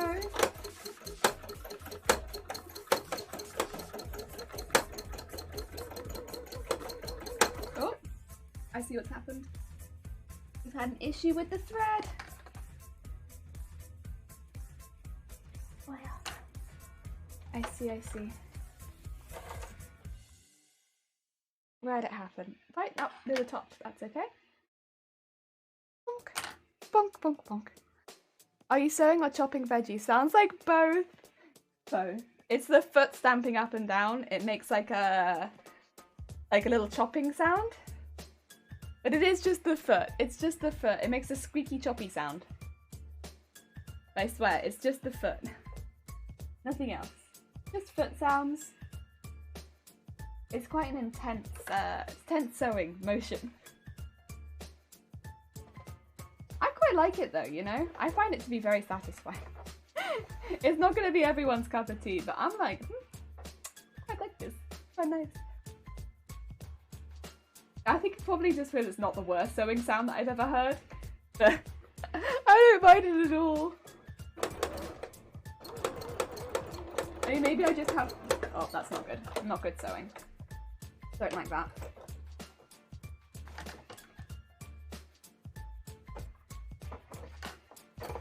Maybe I just have low standards for my sewing machine, but yeah, I kind of like it. So my stitching there was, it was like catching on something, and I can't tell what it was. I think it's the bobbin, so I'm going to redo that because I'm not happy. If it's starting to do it, I'll just redo it from there. None of that. We'll re-thread the bobbin. It doesn't take 2 seconds. There we go. Doo-ba-doo. Yeah, the plan later is we got some. I kind of want to tie my hair up. Do I have a hairband? Yeah. We got some, what do you call it? Foam pattern, and I want to kind of, I don't know if it'd be easier actually if I glue it together first and then do the wood stuff, wood burning, or if I do the wood burning before the gluing. I'm not sure which would be easier. There's probably one easier than the other. I'm not sure. I guess this is why I'm experimenting with it, right? To see which one is easier way round. Oh dear. Everybody's like, oh bless you. Consistently edit since I met you. Yeah, I knew this was going to be a longer one when I started it, so I'm like, I don't know, I like sinking my teeth into something like this though. I do find it to be quite satisfying. I knew it was going to be long, and I knew this was going to be the longest part of it, so I was kind of prepared for it when I started it, but yeah, so I'm alright with it. I'm alright with it taking this long. If it's something that I really love, then it's okay. If I didn't love this this series and stuff like that, then I might struggle with it a little bit more, truthfully. But yeah, I'm okay with it. I'm a very focused, what do you call it? Like to better or worse, I'm a very single-minded person when it comes to cosplay. But yeah, again, it can definitely be to my detriment more than my benefit a lot of the time. But it means when it comes to big costumes like this, I'm normally pretty good at finishing it. Especially even with like it taking a very long time on the same thing over and over again. I know that I can finish it. That I'm not too worried about. It's just I was worried that it might bore other people, right? Because I knew that I'd be doing the same thing over and over again. And I was like, I'm okay with it. Like, I'm kind of used to this, but other people might be like, why? We just do the same thing all the time, and it's just the same bits and bobs over and over and over and over, and like, it never ends. And I'm like, yeah, isn't it lovely? Like, I don't mind it too much.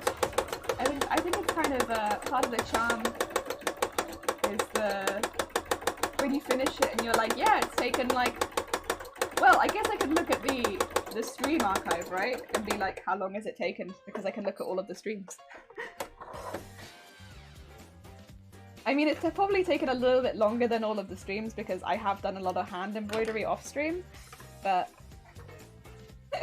and a lot of thread trimming and neatening, and I cut a lot of patterns off stream, and I've done all of the construction work off stream, but yeah, I feel like the streams give a good idea, right, of how long it takes.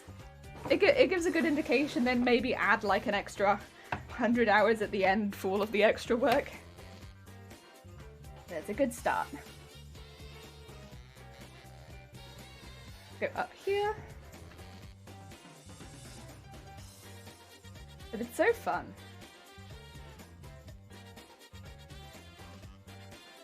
Yeah. Get that in there. Into the last bit of the orange, and then we can move on to the red. Good. Ooh. Do I have any more coffee?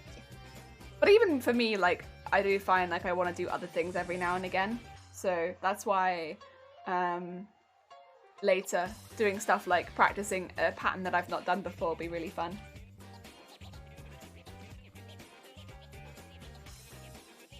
Because I've wanted to try that for a little while, but I've just not really had time to do it.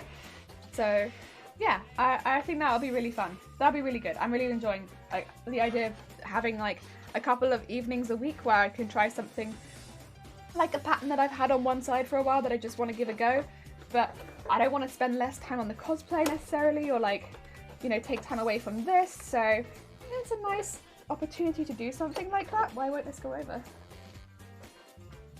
Oh yeah, there we go. Okay, it will go over. It just needed a bit of encouragement. Yeah, that'll be really fun. I don't think, like, what else? You need a bit of tightening again.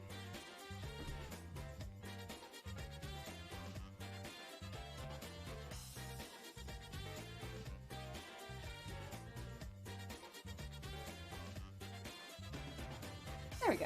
Okay. Sorry, my foot needed a bit of tightening again. We got it now.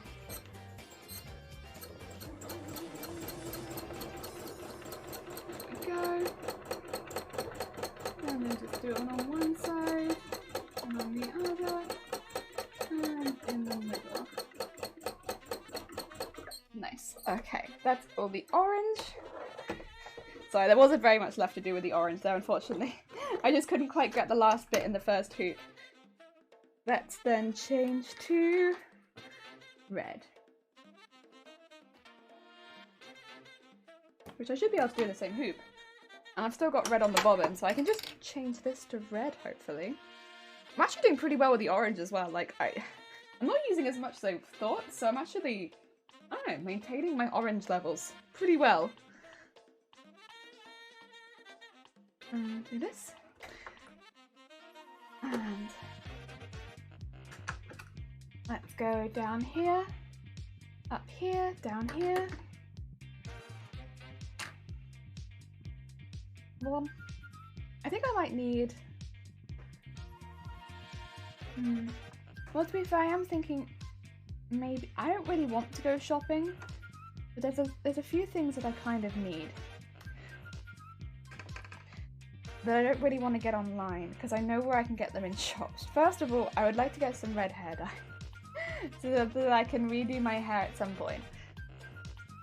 I think I would kind of like to get a hand calendar, like a...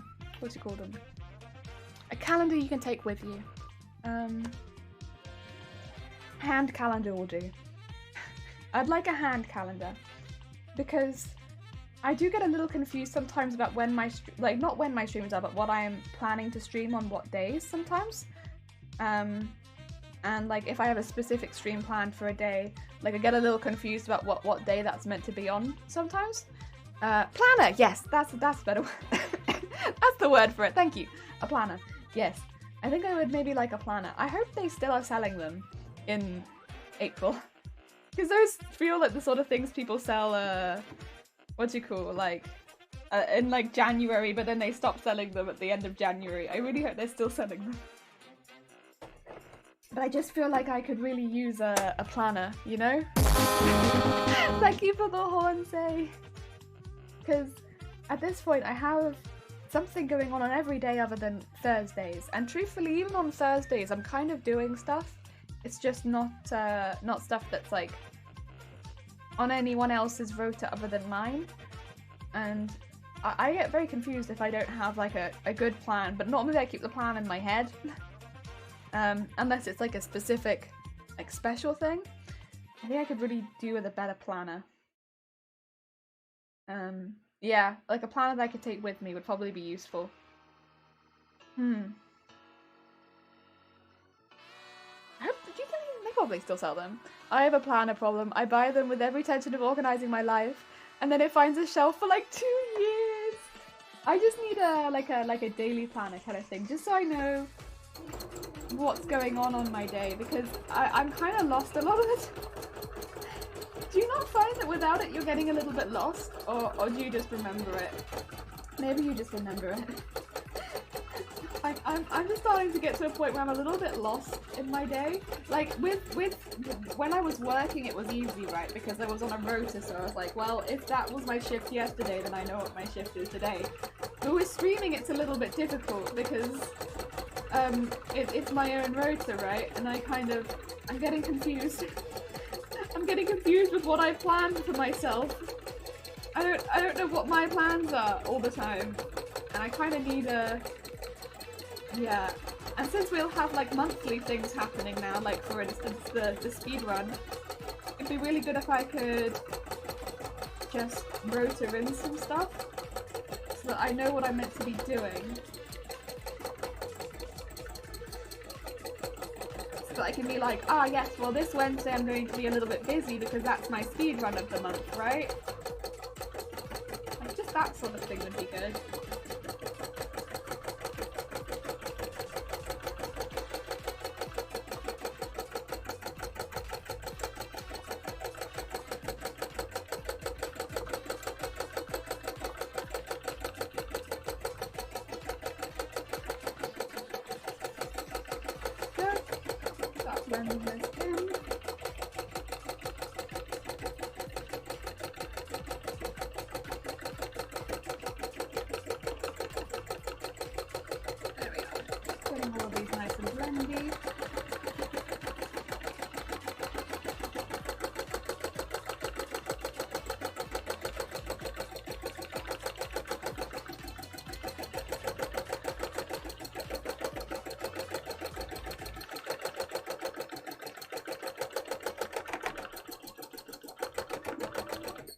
Very nice. Okay, that'll be the first bit. Oh yeah. I'm trying to find the blank one with out specific dates, so if I find the old one it's still usable now. My life's in chaos. Oh no. Oh dear. Yeah, I think a planner would be good. My life is in chaos and I need a planner. Yeah. It's not that bad right now, but I just get confused on some days, right, where it's like I've made a plan and then I get to the day and I'm like, what was that plan? What was that plan? I may have written it down somewhere, but I've forgotten where, right? So like that would be useful. And I would like that. And then there are some things that happen every month anyway where I'm like, you know, I know I'm gonna get a call on this day. Just be nice to know in advance, honestly. Yeah. So I'd have to check with my wife, who is currently really confused. She currently wears a 32LD. Oh, that's a difficult one. I understand why they'd order, because if you want something pretty in that size, the industry ain't there. It's not there for you. A lot of the time. Double D is, I guess, a little better. If D would have been difficult. But, yeah, it's just a little bit trash, truthfully. The industry is just a little bit trash. Honestly, 42 bands are just a little bit difficult because wires in general, like, you're not going to get them. Very often, you're just not going to get them. And, like, again, a lot of people won't want them anyway, but, like, you should get that option. I was really confused. I was like, what bra size are you? I'm just curious. We're having a discussion about bras. I just want to know. Oh, dear. Yeah. You're just not going to get the sizes that, like, it's frustrating as well to go into a bra shop, see all these beautiful bras, and then be like, well, you can have this non-wired one and that's it. Planning. Sorry. Planning seems like a legit way to organize my chaotic parental life, but yeah, kids, that's the thing. I am in a position where I don't have children. The only person who's going to muck up my plans is me, for the most part. And while I am a chaotic being, I'm actually pretty good with plans. I stick to plans pretty good. Whereas you have the chaos of children. Having a talk about bras with strangers on the internet, yeah! 10 out of 10. 10 out of 10. Brummy! I had the small bra band, sorry, small band, large cup size issue. They're always like, yeah, I know. That's where I'm at. Like 28 band, anything above a double D is like, did you want scaffolding with that? It's like, no, I wanted the pretty stuff, please. It's like, no, scaffolding for you, only scaffolding. And I was like, and I wanted something that wasn't black or beige, please. I had a navy bra once, and that was nice, but then they discontinued it in navy, and I was like, If I can even find my band size. That's the other thing. I often get it online, because they'll fit me one in store, and then they'll be like, you can get it in other colours online, and I'm like, okay. Still in a training bar. I was waiting for mine to grow in. Oh, testing. Sorry. I can feel my chest is a little bit congested. I'm gonna have to get some, what do you call it? Honey, lemon, ginger, or something like that, and just breathe it. Because I can feel it, like, it feels a little bit congested. It'll be fine. It's just being a bit breathy. I'm waiting for the male bra to be popular. I need to find some support. I mean, I haven't personally, but I know some of my colleagues have fit people who identify as men before. Because of, like, I think most of the time it comes down to skin issues. So if, like, they're having any issues where... Because, of course, men... same with women, everyone's very, very different. But if you're having issues where you're having any skin touching and it's uncomfortable, having something non-wired here that can often end up being a bra, it just happens to be that shape. Getting it fitted correctly can mean that it separates in exactly the same way a bra does and stops pieces like here touching each other and irritating a skin issue, if that's what a doctor recommends. Yeah, of course, I think, at least for us, and I'm sure for other establishments as well, handle it very, very, very, like, delicately. Like, we don't want to upset anyone. Like, especially the person who's come in. They're not going to be fitted in the women's. Not if they don't identify as a woman. We'll just take them to the men's and fit them like a man. But, you know, if it helps, good.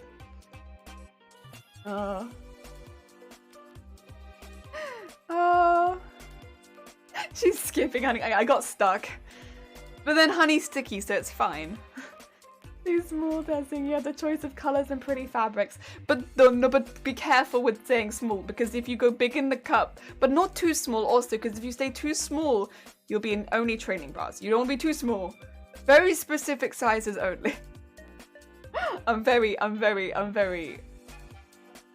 a salty bra fitter, I am. Not a very good man. I'm just an average American man. I'm fine with black basic. Oh, I don't know why I tagged you tries. Ah, listen, I really want you to see this message. Oh, but yeah.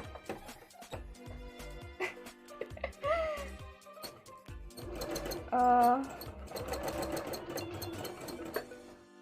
it's what do you call it? A topic that I care about. There are a lot of brands though that are doing very nice things for people who are small in the band and big in the cup. I'm not going to ignore the fact that there are brands that do really interesting stuff. Like, I want to say, online, I've seen some really lovely like Freya bras that do small bands, big cups, and Fantasy as well do some small bands, big cups. I think they do a really big range on their own website as well. Which is really impressive. Of course, when it's online, it can be a little bit more difficult, but if you're ordering online anyway, they do a large range. I think there's a few more as well. I'm trying to remember.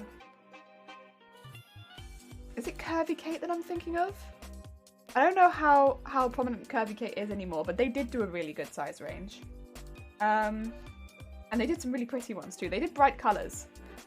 Oh, happy with a C.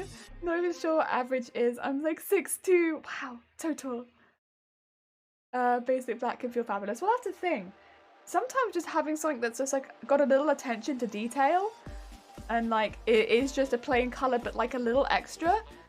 Nice. The shape can make a big deal as well. Like, if you're not only getting one shape of bra, if you have like an option between a full cup, a balconette and a plunge, that could be nice too. Just having a few options. Maybe a long line bra thrown in there for like, oh, that's a bit different. Like, having a few shapes can be like just really nice. Just a little bit of something, maybe an extra strap over the cup. It's a small thing, but it'll make a big difference to someone who hasn't had a lot of options for bras. Like I promise. I promise it'll make a big difference. Like, you don't have to go wild with fabric suddenly. You just little things, like subtle changes. Because not everyone who is a big cup size wants a full cup.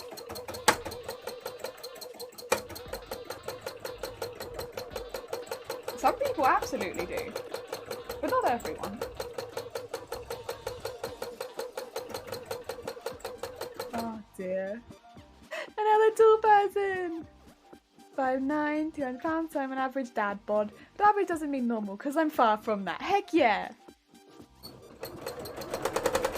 All good beans here. Tool gang unite! Can I join Tool Gang because I'm above average height, technically by 1 inch? Can I join Tool Gang? Or no? Do you have to be taller than 1 inch above average height? What qualifies as tall?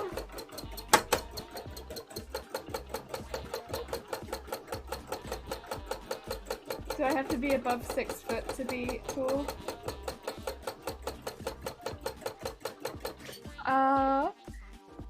I have black lace wool trim. It's invigorating. Heck yeah, I actually looked for patterns to make my own. Brumia, I don't know if this would suit you. I found one yesterday. I haven't made it yet, but I found one yesterday.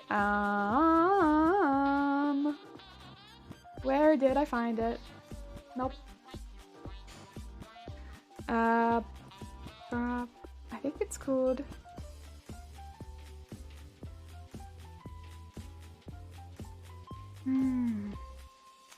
See if I can find it. No, it's not that one. I found one yesterday. It went sizes 28A to 28H, all the way up to 42A to H. And there's a sew along guide as well as the pattern, but you do have to purchase the pattern. So it's not a free pattern by any means, but I don't know, it looks pretty good. I think it's a balconette style, but the person who does the sew along that I watched at least, altered it so it came a little bit further in, which I'll be honest, I would have done the same thing. I might have to put it in the Discord later because I can't see it right now. But yeah, it looked pretty good. Think of that. I am small gang. Jelly is now honorary member. Heck yeah! XTLZ lingerie stream. Heck yeah! Oh yes! Well, I was thinking, we were talking yesterday a little bit about potentially doing like some bra streams in October. And here's the thing. So last year we weren't really able to do a lot of. We normally I work and a couple of other stores as well nearby. We'll all do like a really big like breast cancer because October is Breast Cancer Awareness Month, right? And because we do a lot of breast cancer fittings, as do these other stores, we'll do like a really big breast cancer awareness, but also like talking a lot about fit, talking a lot about like the bra options, things you can do, pocketing services, things like that. Basically just encouraging people to try any bra that they want, like show how it works, and talking about like what happens and stuff like that, and how fits go, and trying to make it really easy for people to get fit throughout the month of October. And we do like a lot of fundraising and stuff like that for breast cancer charities because, you know, it's Breast Cancer Awareness Month. So, and we work with boobs a lot. we care about boobs a lot. We are big boob supporters. But we weren't able to do that last year because Wales was not in a good place last year in October at all. We went into lockdown. We were in lockdown in October already, and then we went into full lockdown halfway through. So we were in a bad place. We were not able to do anything like that. And I don't know if we're going to be doing it this year either, because of most of the rules in place and stuff like that. But I thought it'd be kind of nice if we could do some kind of fundraising event. If other people were interested as well, I could always try and make it a bigger event too. Like I could, because I would have just been happy to do it myself and do like a fundraising event myself. But if other people wanted to stream as well, if we wanted to do a bigger event for boobs, I could try and organize a bigger event. Because I was already planning to potentially just make bras throughout the entirety of October, like cosplay themed bras, and donate them all at the end. But yeah. If other people wanted to, if make it a bigger event, I could do that. I'm already organising it for myself. Oh dear. Yeah, it might be fun. Discord, yes. I'll put the pattern. I can't put the pattern itself because I purchased it. That wouldn't really be fair. But I'll put where I purchased the pattern into the Discord later. Ah dear. Bob supporters. So you say you are the brass? Yes, we are the brass. We support the brands. Also, Zero, how is it going? Oh my god, it must be getting late for you. I hope you're having a good day or evening. How's it going? Boobtoberfest.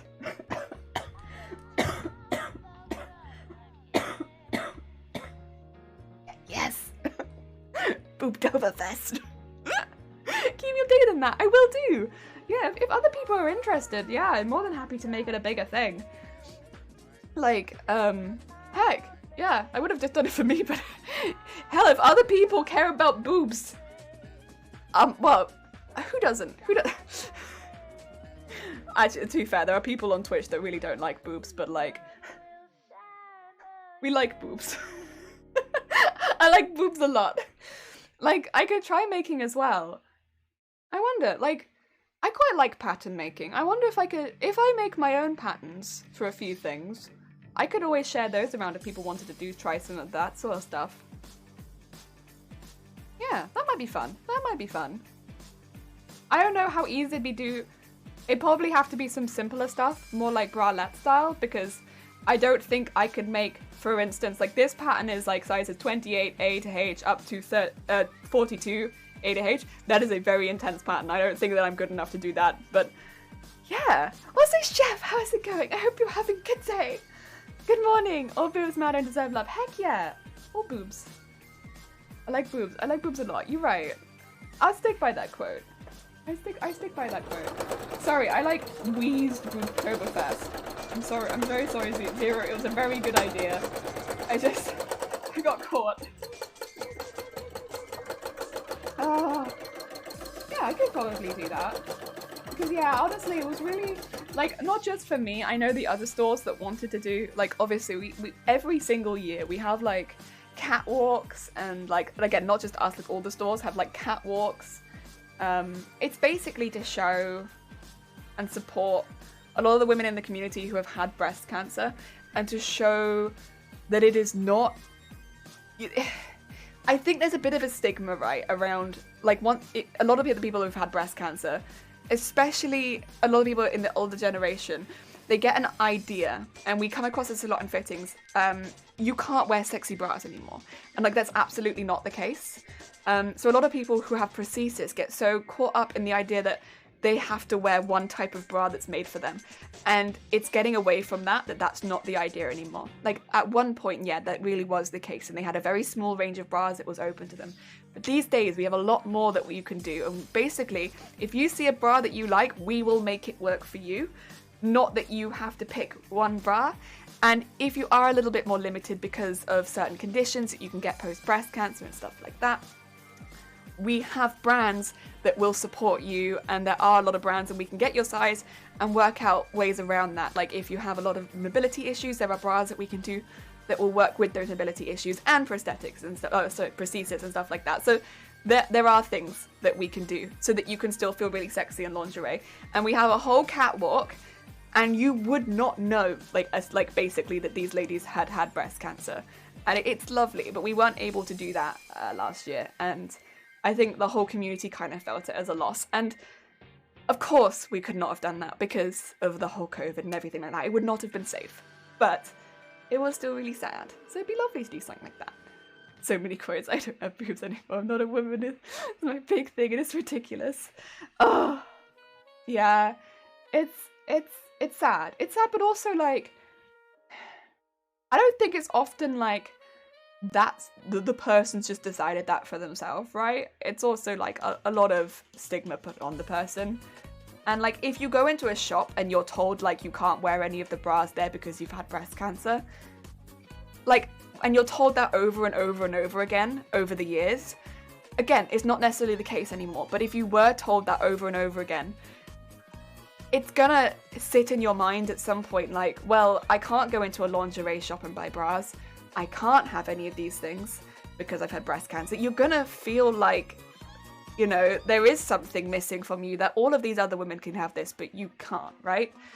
And that's what we're really trying to get away from. And it's a sad. I hate that it got to that. And you know, we even have had like stories, like actual stories of women who have been turned away after people have seen like truthfully, just putting it out there, like I've seen people who have come out of surgery like what, days before. It's not that bad. It is not that bad. Literally, come see anyone who does breast cancer fittings, right? It's fine. Like, we have so many people come in and apologize. They're like, I'm really sorry, my doctor's come to get fit. They told me to be fit here because you have the stuff that we need. Often the bras that you'll have after your breast cancer treatment, they're not so pretty because they're very much functional bras. They're very much like they pull you in very close. They're made with specific materials. They're not the pretty bras, but they're for the afterwards. And you'll have the same if you've had a reconstruction. If you've had a reduction or an enlargement, you'll often have very similar bras to this too. But they're basically holding you in bras after you've had your dressings removed. They just basically don't move you, but they're not sports bras because they're made of much softer materials, but they're very similar. And yeah, they're not super pretty, but it's not like you're going to be stuck in those forever. They're just while you're healing, right? And yeah, if a doctor's recommended you to get a bra like that, which bear in mind we go by the doctor's recommendation because I am not a doctor, I am a fitter. We get a lot of people apologize constantly for how they're looking, and it's like, stop! It's fine! But then we've heard like legitimate stories of people going in for fittings previously, like years and years ago, and being turned away because people won't look at them, and it's like, you know, it's very frustrating as a fitter, where it's like, of course there's going to be a stigma around it if if people do shit like that. Of course, it is better these days, but, you know, there has to be an importance put on training up people. Like, for instance, when I was trained, I was shown all of the scarring and stuff like that. I was fully made aware of what I'd be seeing, and I don't think it's that bad. But you're not going to put someone in the position like me, who's going to see all this, and, you know, if they're not going to be able to handle it, right? It's not that bad. But some people will still struggle with it, right? And also, for instance, if someone is going to be in a position where breast cancer is very, very close to their heart, or cancer in general is very close to their heart, you might not put them in a position where they're constantly fitting people with cancer, right? Because they're gonna struggle. It's quite an emotional fit, right? But, you know, you pick and choose the people that do these fits so that you don't put customers or, like, you know, people who are already vulnerable in these positions where they're getting horrible situations. I hate it. I was told over and over that they just didn't get money. I got small boobies now because of cancer, but I can still wear a lot of sexy things. You just need to know how to find it, because people can stop staring at my tits when I'm wearing my bras that give me nice double teacup. My barmaid does such a good job with bras. They aren't resizable and so amazing, and they never change, and they always fit the same way, because they cost more, but my boobs always look the same. Yeah, which is great.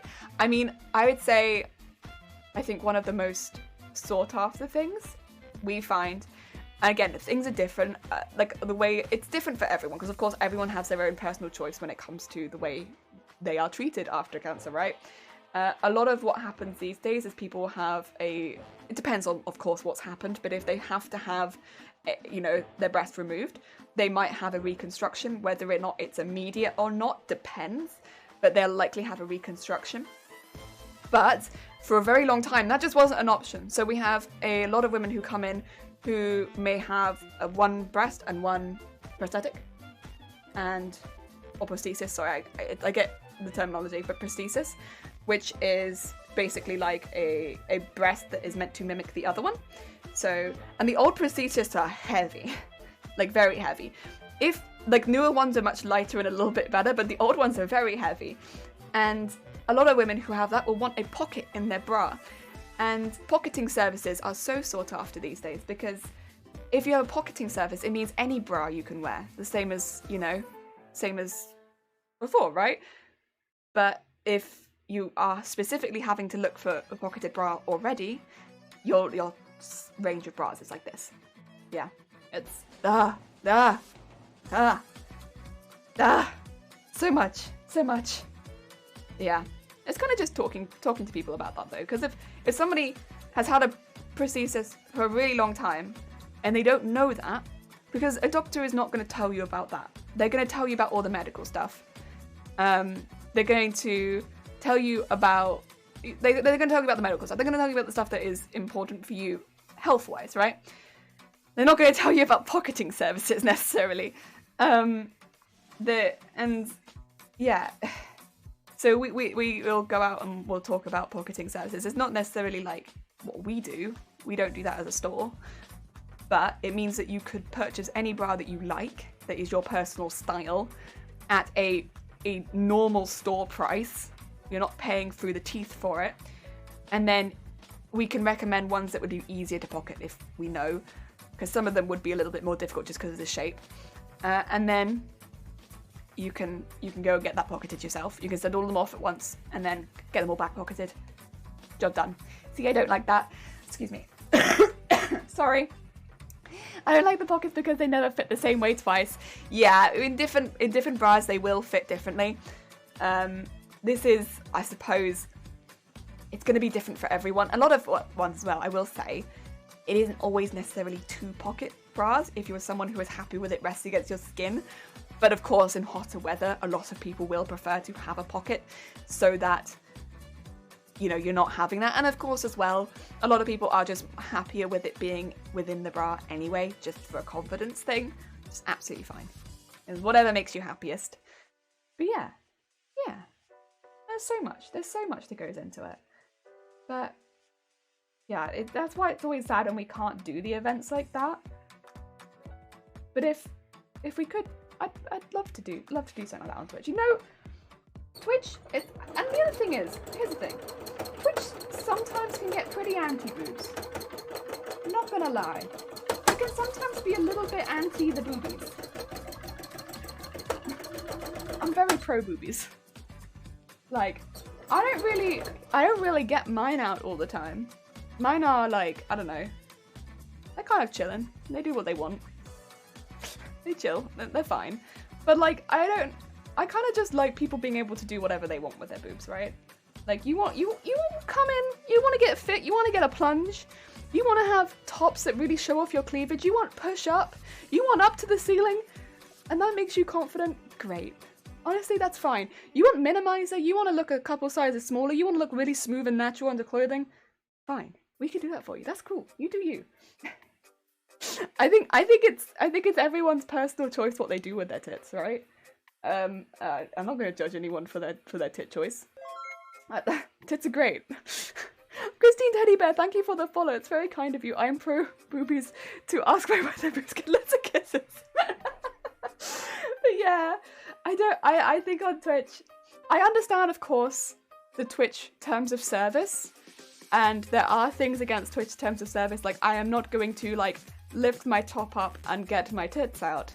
That would be against Twitch terms of service, and I understand not doing that. That's not good. However, dressing how you want to, dressing how you want, generally, let's be honest, people do that outside all of the time. Like, people will be outside my window, and yeah, I think that's fine, right? Like, dressing how they like, doing what they want, and dressing how they feel most confident. And people do the same thing on Twitch, and I think that's all right. If it's incredibly like covered, like I wear a lot of turtlenecks and stuff like that, it's fine. I have no issue with it. If it's like a lot more V-necks and very like a lot more cleavage showing, and that's what makes you confident, I think that's fine. I think that's all good. It's personal choice. I mean, yeah. That said, you're a fun streamer to watch. I am a something streamer to watch. You've joined on a boob talk. We have them intermittently, but I would say, I don't know why, we had them 2 streams in a row. We mainly make cosplay though.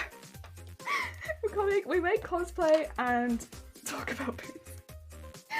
The context of a bra fit. I've been told the context is reasonably important. Oh dear. Right, we're just gonna move this along so that I can grab the next part and fit some more stuff in. My favourite topic. Oh dear. But yeah, I don't know. Again, well, if it's against terms of service, that's one thing, but if it's just people having fun and expressing themselves how they like, I don't know. I think it's fine.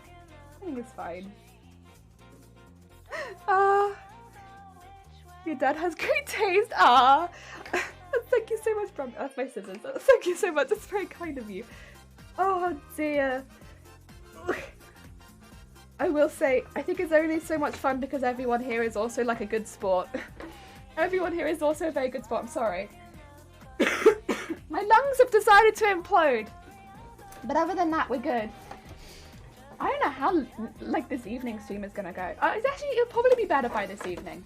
Normally my cough is much better by the evening. It's always a little bit worse in the morning, and so I decide to stream in the morning when it's bad. Oh, Rick's Cafe! Over something called Judgment. Oh! Yeah, the Judgment. We can't do it at the moment because my voice is really bad, as you can probably tell by my cough, but this is the Judgment. Ah.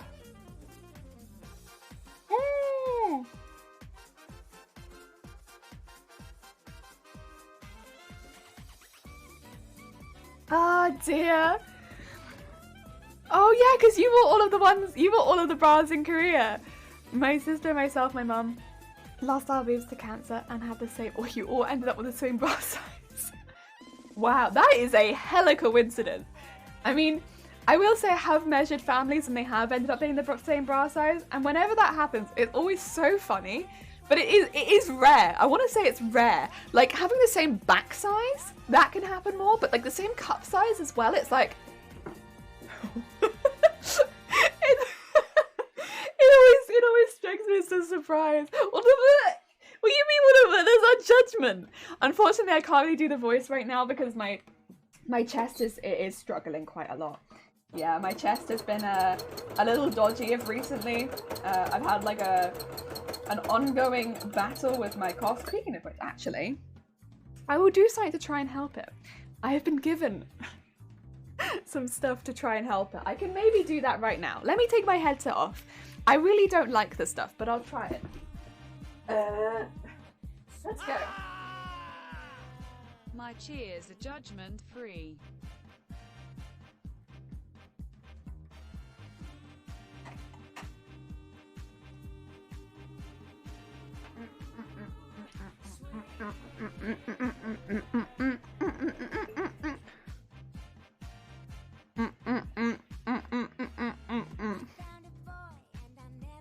She didn't notice my ass. She didn't notice. I'm gonna play it again though, so I can actually hear it. Cheers are judgment free. I judge it. I love a judgment section. Did you mean you can borrow one from the store? I got my dad's nose and my mum's bracelet. Oh my god. My sister and I identical triplets. Oh, okay. And mum was just pure luck. I noticed. My sister and I used to wear the same clothes. Yes. Wow. I hope everyone is well. I am well. Thank you, Winged. I hope you're having a good day.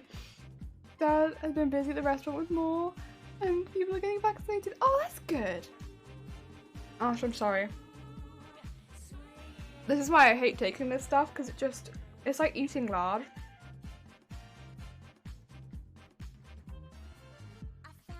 It's just gross. But it's supposed to help with the cough. Oh, did you see my booty? Oh no! Oh no, did you see my butt? Oh shoot. Ignore the butt. There is no booty here. No booty. Ugh. Lard. Oh, hi, how's it going? Sewing a shirt right now and can just announce to the world, lantern sleeves are superior! Nice. Lantern sleeves are pretty sick. Oh hell, the lantern sleeve. No booty, no booty. Oh dear. I thought I was off screen. My mum's eyes and my dad's breath. It's a pro boob stream and an anti-booty stream. I didn't realize my booty was in the camera. I tried to keep my I don't know. Listen, I'm pro booty. Oh, I'm trying to keep my mouth closed as well because I know there's gonna be lard in my teeth.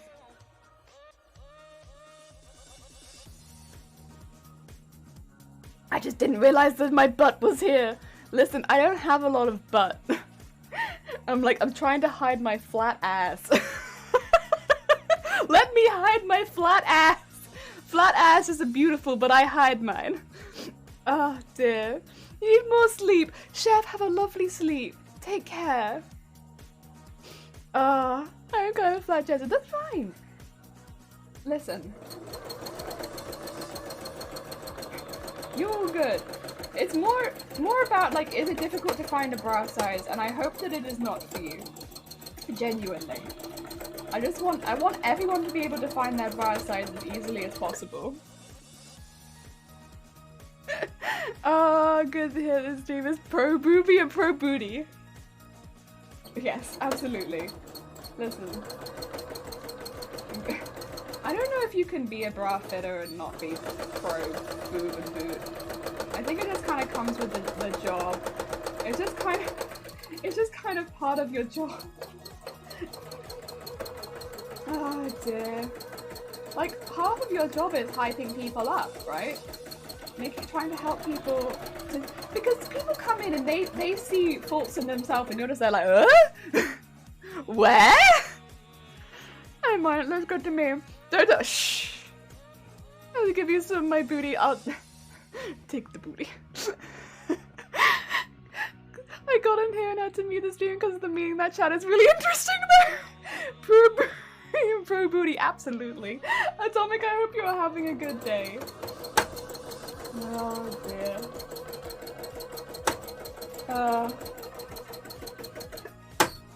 Are you okay, Mr. Stamp? Are you... It's stamping weirdly intermittently. I wonder, maybe I need to grease it sooner than I thought. That's okay. I can do that. I just don't know where my grease is. I can do it, it's just a nightmare. It's fine, it's not that bad. It's doing like weird intermittent stampings. I don't know if you can hear it, where it's like bam bam. I hope Pro Booty Booty, how my job is hyping people up. It is! Also, thank you for the look. So my booty is the first thing I lose when I lose weight, and my man booty's not so much. Say the last thing to go. It's when, that's the thing, losing and gaining weight, you don't really get a lot of choice where it goes on and off, right? But then I think, you know, if you're exercising and stuff like that, it's got to be more about the gaining of the gains. Oh, that's got to be more, right? The gains. The focus should be on the gains. Like, losing is good, but what about them gains? Like, I think if you can climb more stairs than you used to, open jars faster, and stuff like that, that's got to be a pretty big gain. I don't know, I'm just putting the practical in it. How fast can I open a jar compared to how fast I used to be able to open a jar?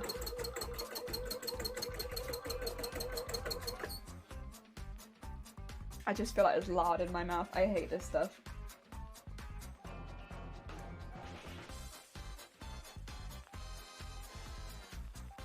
Worst thing is I meant to take another one and I don't want to. Oh.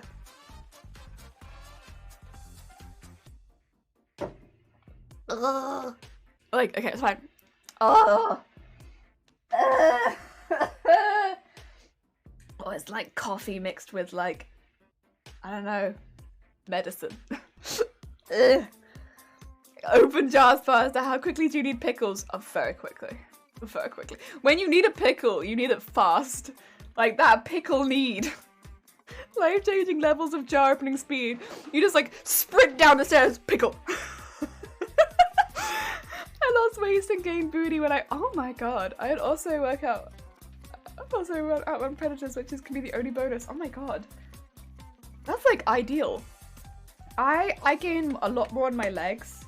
A lot quicker, but I also have, my shoes are very heavy. I'm gonna weigh my shoes because I think the reason I gain so much on my legs is because of how heavy my shoes are. I have like weighted shoes, I think, and I think that's why my legs gain muscles so quickly compared to the rest of my body. I think it's because my shoes are weighted. Oh, we need to. You do need it fast. Pickles in 0.2 of a second. Yeah, it's like, listen. Maybe that can, like, world record, how fast can you open the pickle? Because you need a pickle fast. To be fair, I get in moods for, like, pickled things, and pickles is one of the few pickled things that I can eat, which is, gherkins, for anyone who is from this side of the pond. Gherkins. I love a good gherkin, honestly. We always have gherkins. Gherkins are good in the summer as well. We're coming into like proper gherkin season over here. Oh, it's gonna be delicious. Just stick a fork in and like crunch, crunch, crunch, crunch, crunch. I like good big gherkins as well. Big gherkins are so good. Oh. I only downloaded a supply truck and put away the stock at 6. Oh, that's early. Good luck, Christine. I actually have to outrun the predators to remember you. You win. It's been a while. Welcome to the 2021 Pickle World Cup. We gotta go. Gherkin season. The closed caption thing is worthless. I'm only putting it up as a fraction of what they... Yeah, I know. We try, but it doesn't really understand my accent, I don't think. I have a jar in my fridge. I'm gonna go grab one. Honestly, that's the thing. Someone starts talking about gherkins and it's like, man, when was the last gherkin that I had? I need to stab my fork into a gherkin and start crunching. It's good. It's good stuff. I know not everyone is into gherkins, but if you're into gherkins, it is nearly gherkin season.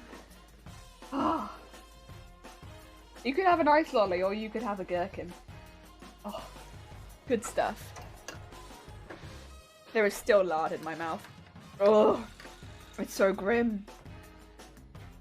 It's like mildly sweet as well. It's like a bittersweet. I hate it. Just thinking of Austin Powers. English scene where sometimes are like, huh? Shatner turtle? Yeah. I love Austin Powers. Austin Powers, one of my favorite. Yeah. I like the scene in The Spy Who Shagged Me with the tent scene. It's very good. It's very good. Pickle juice is good for colds. Is it?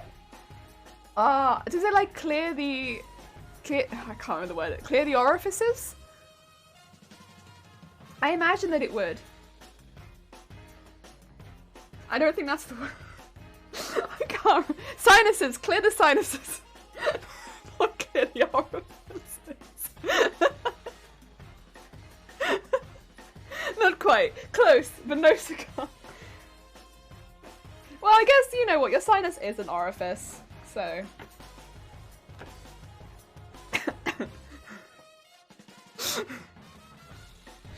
It's close, it's close. We'll deal with it.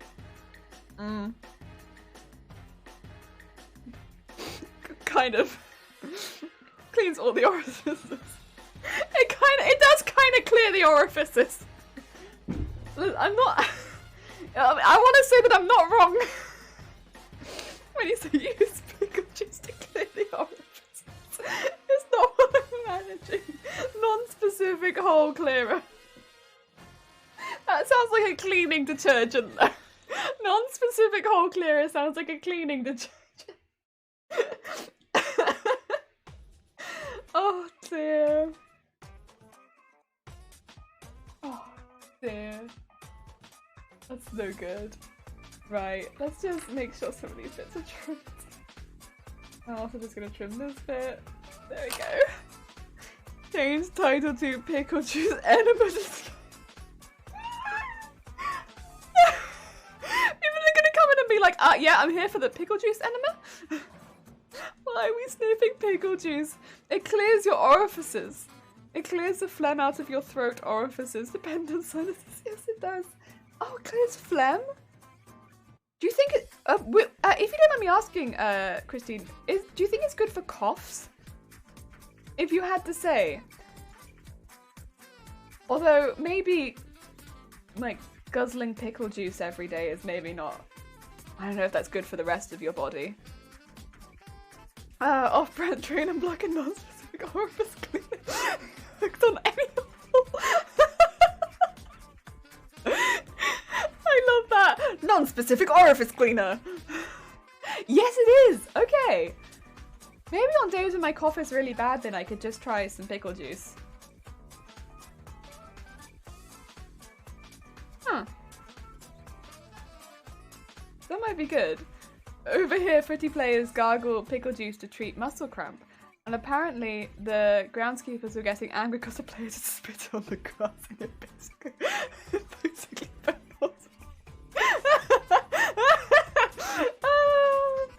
it'd be like lots of tiny holes. Try a shot glass. Yeah. That might not be a bad call. I'm not going to do it on stream because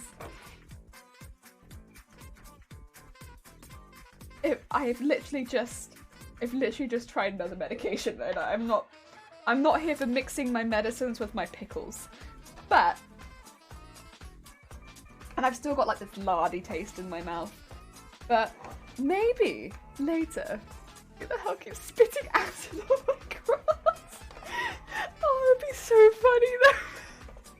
It's like, why are they all spitting acid on my grass? I don't understand. What is this? I just pours it into a glass and drinks it. Oh, must have strong belly. Like, no acid reflux over here. Whoa. I do kind of love the image of all of the footy players just being like spitting acid everywhere. That's really quite funny. Excuse me. Right, let's just keep circling around here.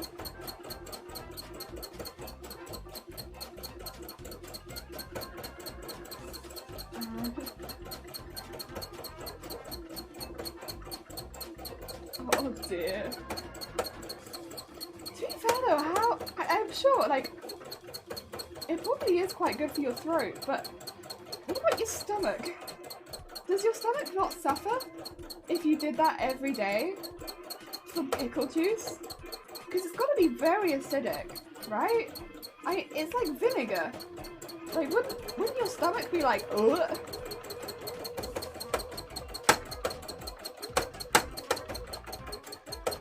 Maybe that's just me because I have a baby stomach. He doesn't like anything.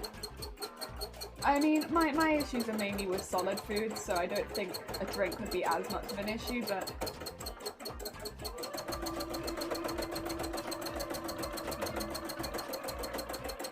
Huh. Oh, he eats buffalo wings like they're candy. Oh my god. Do people drink apple cider vinegar every day? I've heard about that, and I don't know how people do that either, to be fair. That one also confuses the heck out of me. Because we've had apple cider vinegar in the house, and I've like licked it off a spoon, and I'm like, that's strong. I don't know how people do that.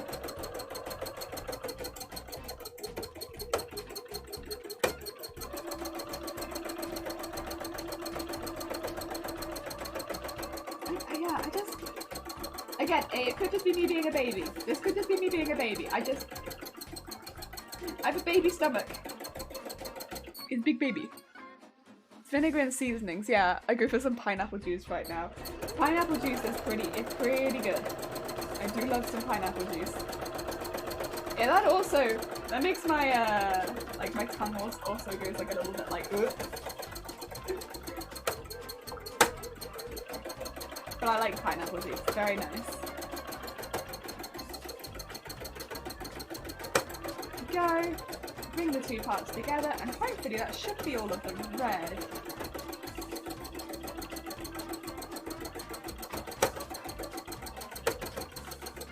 There we are. To be fair, if I don't want like I said, if I don't want alcohol, I don't drink alcohol anymore, but like when I didn't want alcohol in the pub, I'd often get pineapple juice. I really liked pineapple juice. It was really good. There we go. Right, that's all of the red done. Now we should be able to go to the dark red, but I'm going to change the bobbin for that. Slowly but surely filling this patch in. Ah. Go. Oh. Oh. Right. How are we doing on time? We're doing pretty good on time. I don't want to go too long today because we are going to be doing another stream later today. But we're doing pretty good so far. Because Mum used to make him take a teaspoon of apple cider vinegar as punishment as a kid. So I got him drinking out of a cup to get used to the taste. Whoa. Bro straps there. Wow. Yeah, to be fair though, if you can get used to the taste, then I suppose it wouldn't be as bad. I don't know if I could get used to the taste. I didn't think it tasted bad. It was just strong, like very strong. Last time I was away, I had something called chili eggs for breakfast, and it was good. Chili eggs. What is chili eggs? Is that like chili as in like the like just a chili, or like chili as in like the whole food? Ah, I remember when my family were making homemade pizzas. I wanted Hawaiian pizzas, and so when we were done with the pineapple pieces, I got the can. The pineapples were in them again, drinking the juice. Hey. That would be nice though, right? That would be like a really sweet pineapple, right? Because they come in like a syrup. I'd assume, like, most of the fruit we had in cans always came in a syrup. So I assume they'd come in like a syrup. That brown? That's brown. I always forgot about the second stream. I know, right? We have another stream later today where we'll be doing some experimenting. An experimenting stream. Oh. Heck yeah. It should be fun though. It should be fun though. So delicious. That's good stuff. The scrambled eggs with pieces of fresh chili, capsicum, chorizo, and tomato. Oh, with marinated. Oh, wait, that sounds really good. Wait, that sounds really good. I want some of that right now. Oh, that sounds delicious. I love scrambled eggs, to be fair.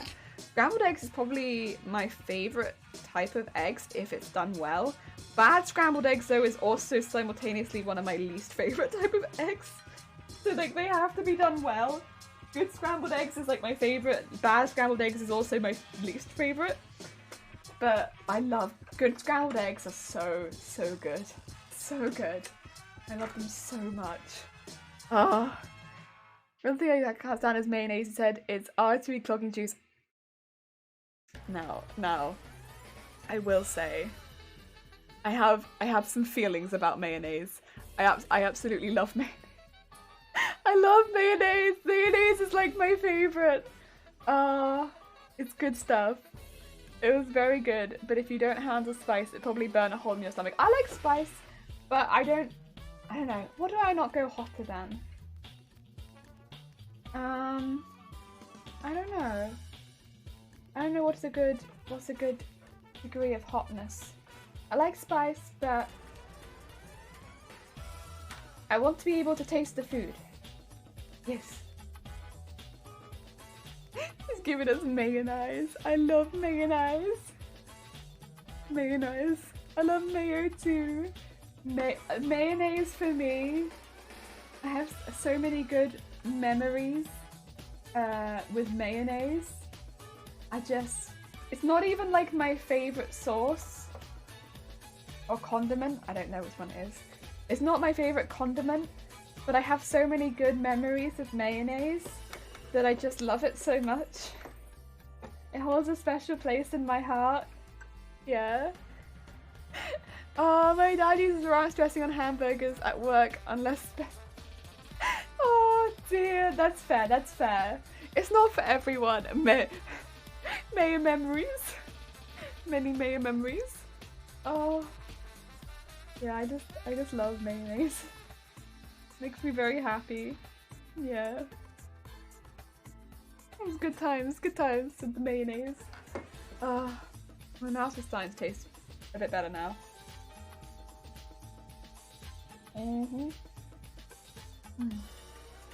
I can finally drink my cold coffee without it tasting like trash.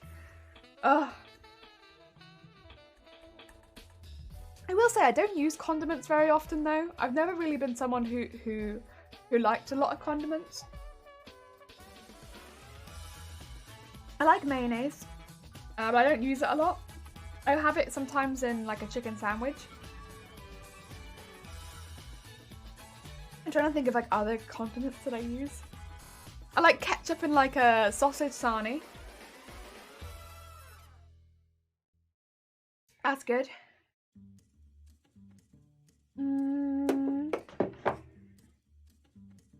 Sausage sarnie with ketchup's good. Or chip buddy with ketchup's good. Sometimes I put ketchup on an egg. Sometimes. Like a fried egg. One thing I love is good bacon, egg, cheeseburger. Bacon, egg, cheeseburger. I don't have them very often, but when I've had them in the past, they have been nice. I just haven't had them very often. Ketchup on an egg. Yeah, sometimes I put ketchup on a fried egg. Have you ever had ketchup on a fried egg? You just make a fried egg and then you put like a blob of ketchup on the top. Like on the yolk, you just go blop. Maybe put it in a sarnie. Blop, blop, blop, blop, blop, blop. Ketchup on eggs is good stuff. I put Tabasco on an egg with toast. Ooh, that sounds good too. That sounds good too. I think it's the same idea. Yeah, I like a ketchup on an egg. I don't always do it. Sometimes I'm not in the mood. But then sometimes I'm in the mood. So I put a ketchup on an egg. This is good stuff. How many people people in the chat like tomato juice, if you don't mind me asking? Because I'm a really big fan of tomato juice, and I don't know, I don't hear tomato juice talked about very much in a conversation. And I really like tomato juice, but it seems like, I don't know, tomato juice doesn't come up a lot during juice talk, but I really like tomato juice. I will drink tomato juice. I do tend to put something a little bit like a Worcestershire sauce in it or something like that, to make it a little bit more spicy. But I love tomato sauce. I like tomato juice. I don't hate it, but I wouldn't go out of my way to drink it. Fair enough. We got one for Christine. Only as an ingredient, not to drink. Fair enough. It reminds me of 1990s hotel buffet breakfast. Fair. Never tried tomato juice, but love tomato sauce and tomato soup. Okay. Okay. Not a fan of tomato juice. Fair. Went out to my own heart. I love tomato juice.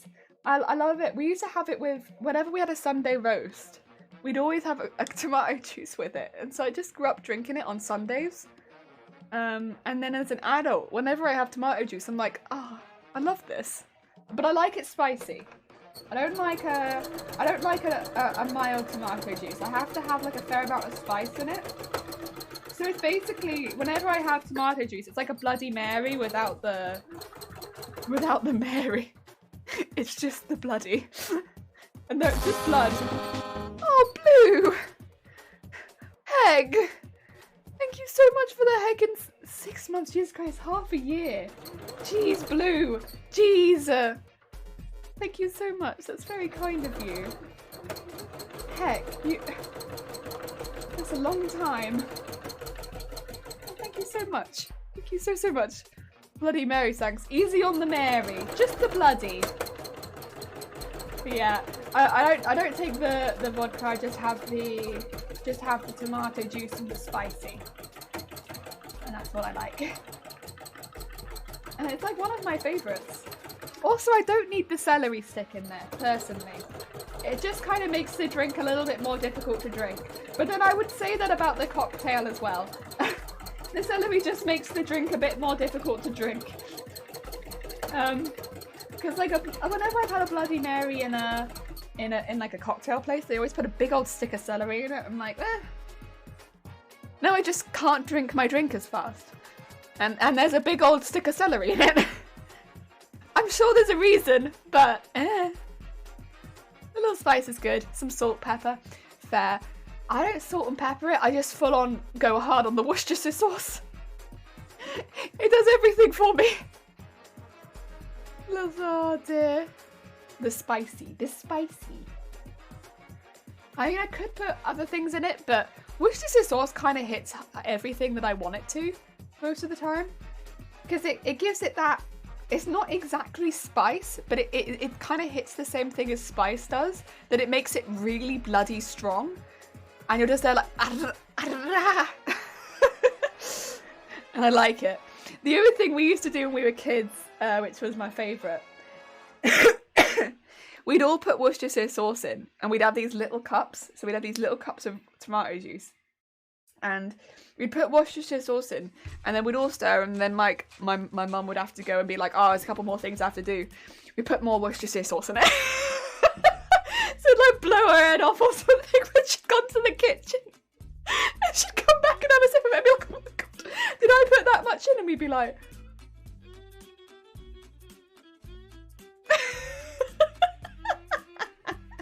Not all the time, of course, not all the time.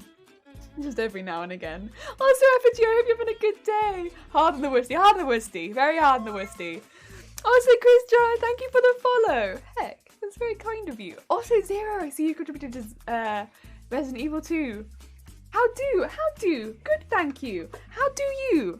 I hope you're having a good day too. Also, anyone who doesn't know Effigy. Effigy does a lot of gaming on Twitch. They also do speedruns on Twitch too.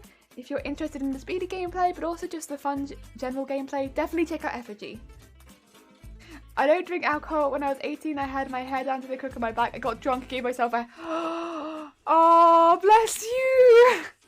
Bless you! That's fair. That's fair. It, you know, happens to the best of us, but I understand. I understand. This is so fair. So fair. Oh dear. Yeah, I think Bloody Mary's always been like my favourite cocktail. It just reminds me of like home. I like it a lot. I love tomato juice. Not that I can drink an actual Bloody Mary anymore, but you know what? It's still good because I can still just drink tomato juice whenever I want. So I still like it a lot. And I could just put a heck ton of Worcestershire sauce in it.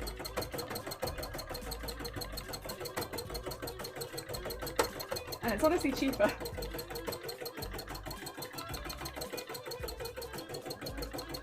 Oh dear. Dear. It's good. It's good. I like it a lot. Oh, so it's all good effigy. No problem. No problem. I'm pretty bad at shouting out. I'm very forgetful. When I remember.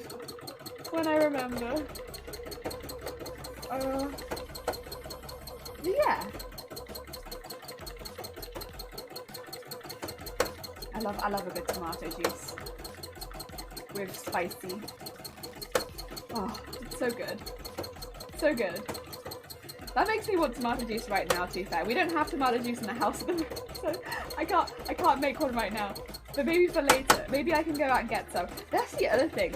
It's like one of the few things that I don't think ever really goes out of stock in shops, because I think a lot of people don't like tomato juice. Which actually reflects in the chat, because a lot of people today don't like tomato juice in the chat. I think a lot of people are not super keen on it, and I can kind of understand it too, because although I really like tomato juice, it's definitely very different from the other juices that I've drunk. Like it's different. It's almost like a mixture between a juice and a soup. Especially when you make it spicy as well. It's like, it's a bit different. Oh, going into the territory of another colour. There we go. I just like it so much. It's always in stock. And the tomato juice near us as well is really cheap. Like, it's really not very expensive, so I don't have to spend a lot of money on it either. Basically, I just love it. It's so odd with tomatoes. Can't stand them or on their own, but stick it in socket, it's great. How do you feel about tomato juice then? Because tomato juice, it's in something, but it really is like essence of tomato.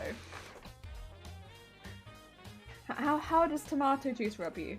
Does it rub you the wrong way? Or are you all for it? To be fair, when people say they don't like tomatoes as well, that's another thing, like, especially if it's because of the texture, fully understand it. Like, tomatoes have a weird texture. They like pop in your mouth, and you never quite know what you're gonna get as far as like, does it really pop or is it a bit firmer? Like, it's very, you really don't know. And sometimes they're a bit more savory and sometimes they're really sweet. Like, when people say they don't like tomatoes, I think it's like one of the, like, the most, like, I really understand why you don't like this. But they're so versatile in cooking. But like, just a straight up tomato, like, I get it. It's a weird one. Personally, I do like tomatoes. They're not my favourite.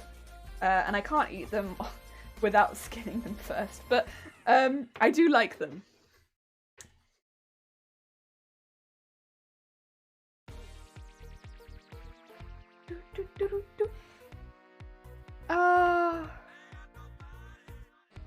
I think I've only ever had it as a Bloody Mary, and there was way too much alcohol in it. I like Bloody Marys, to be fair. They're pretty good. They're strong on the alcohol, but they are nice. They're spicy and alcoholic. And except I don't like the stick of celery. I think it's pointless and it just makes it difficult to drink. But other than that, I like them. I don't like the stick of celery. Just make my drink easy.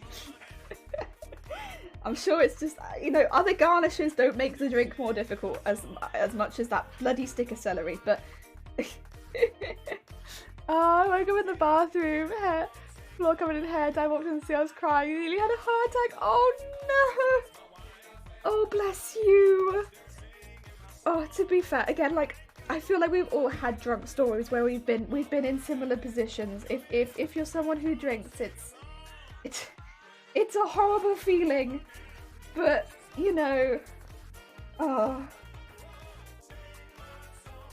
I've not cut my hair while drunk, thankfully. Well, to be fair, I don't think I've had often enough hair while drunk to cut my hair, because I had it shaved so much of the time when I was drinking. But yeah, finally off meeting now I can listen to the. Oh, bless you, Tomic. How's it going? How was the CC working for you? Was it giving you any idea what we were talking about? Also, we're not a cult, we're a business. We're a business. I hope you're having a good day, Atomic. Welcome back. We are just doing some pebbles right now. Or gravel or cobblestone. Oh dear.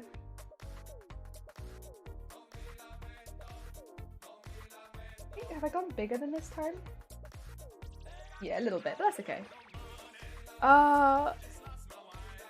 Hey baby Arthur told me he would deal with the issue when I sobered up. Oh, bless you. Oh, that's really sweet. The CC is totally worthless.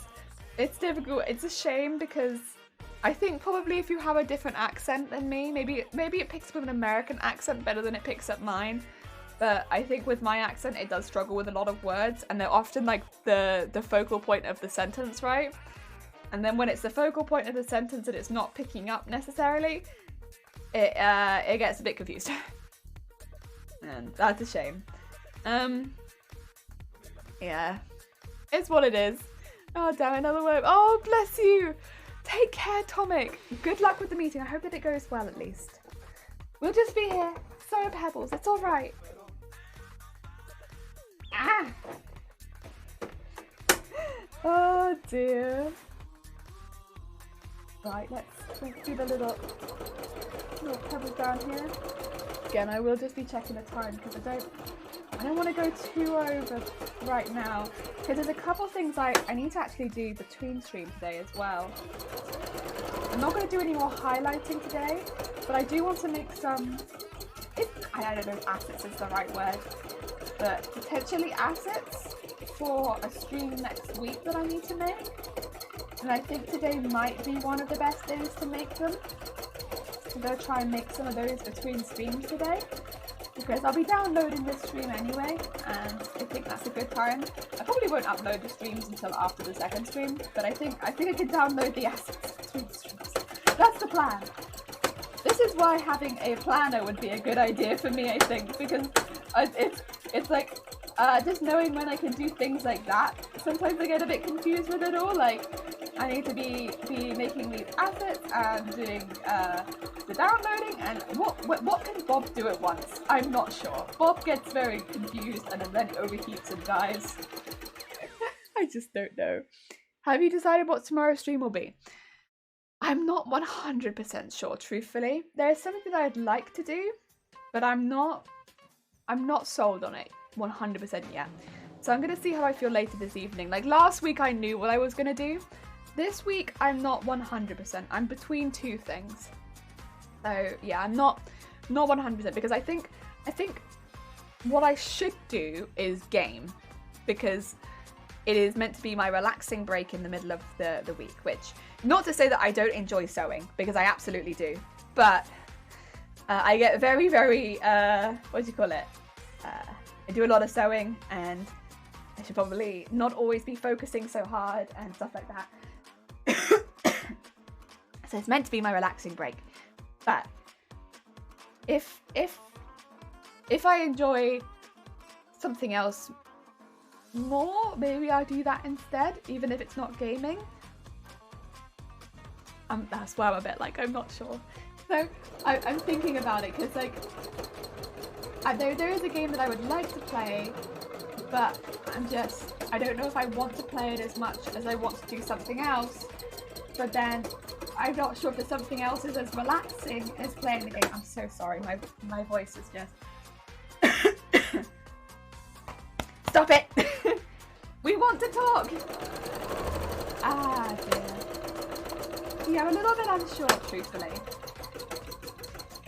That's where I'm at with it. That's where I'm at with it. Wednesday is game day. Is the game a secret? No, not really. Not really. Okay, so I can go over a little bit what I'm kind of between. So the things that I want to do, they are. Sorry, I'm trying to put my words in order as I'm speaking them, and I never do a good job when I try and do that.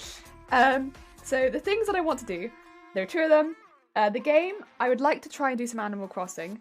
The reason is I've not played any Animal Crossing in well over a month, and my islanders are probably freaking out, and I would like to come back and stop them freaking out a bit more, and you know, get some work done on the island, do some Spirited Away stuff. That'd be really sweet, really lovely, and it would be a really nice, relaxing stream.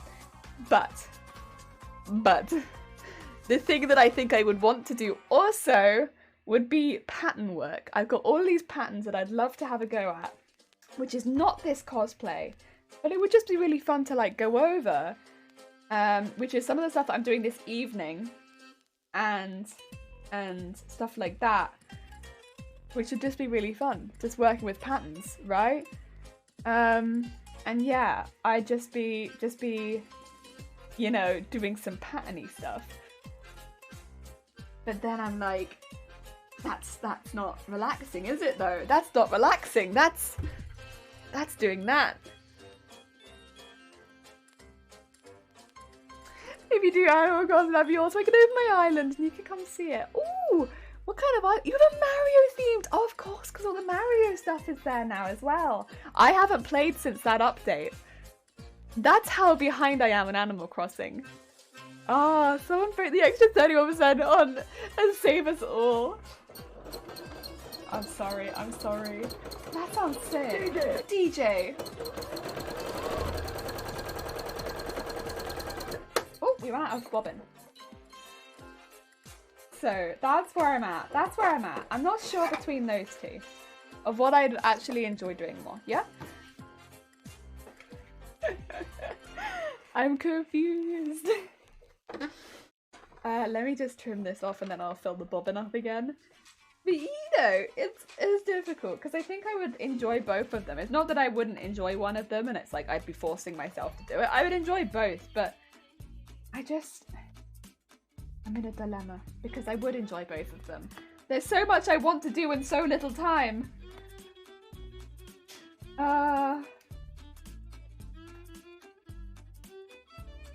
we go. DJ, Shifty Fluke, I hope you're having a good day. How goes it? How goes it in Shifty Fluke land?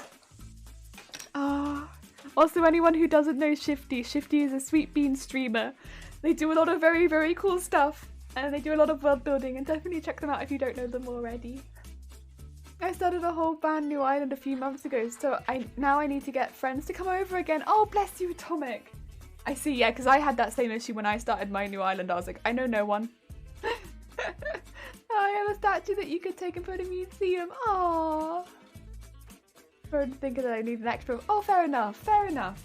I'll think about it because I'm not sure if it might take me half the stream just to fix my island. Truth be told, we'll see. Not doing so great, but not bad. I hope you're doing well. I'm sorry to hear that, Shifty Fluke. If you ever want to chat off stream, yo, hit me up. I have memes.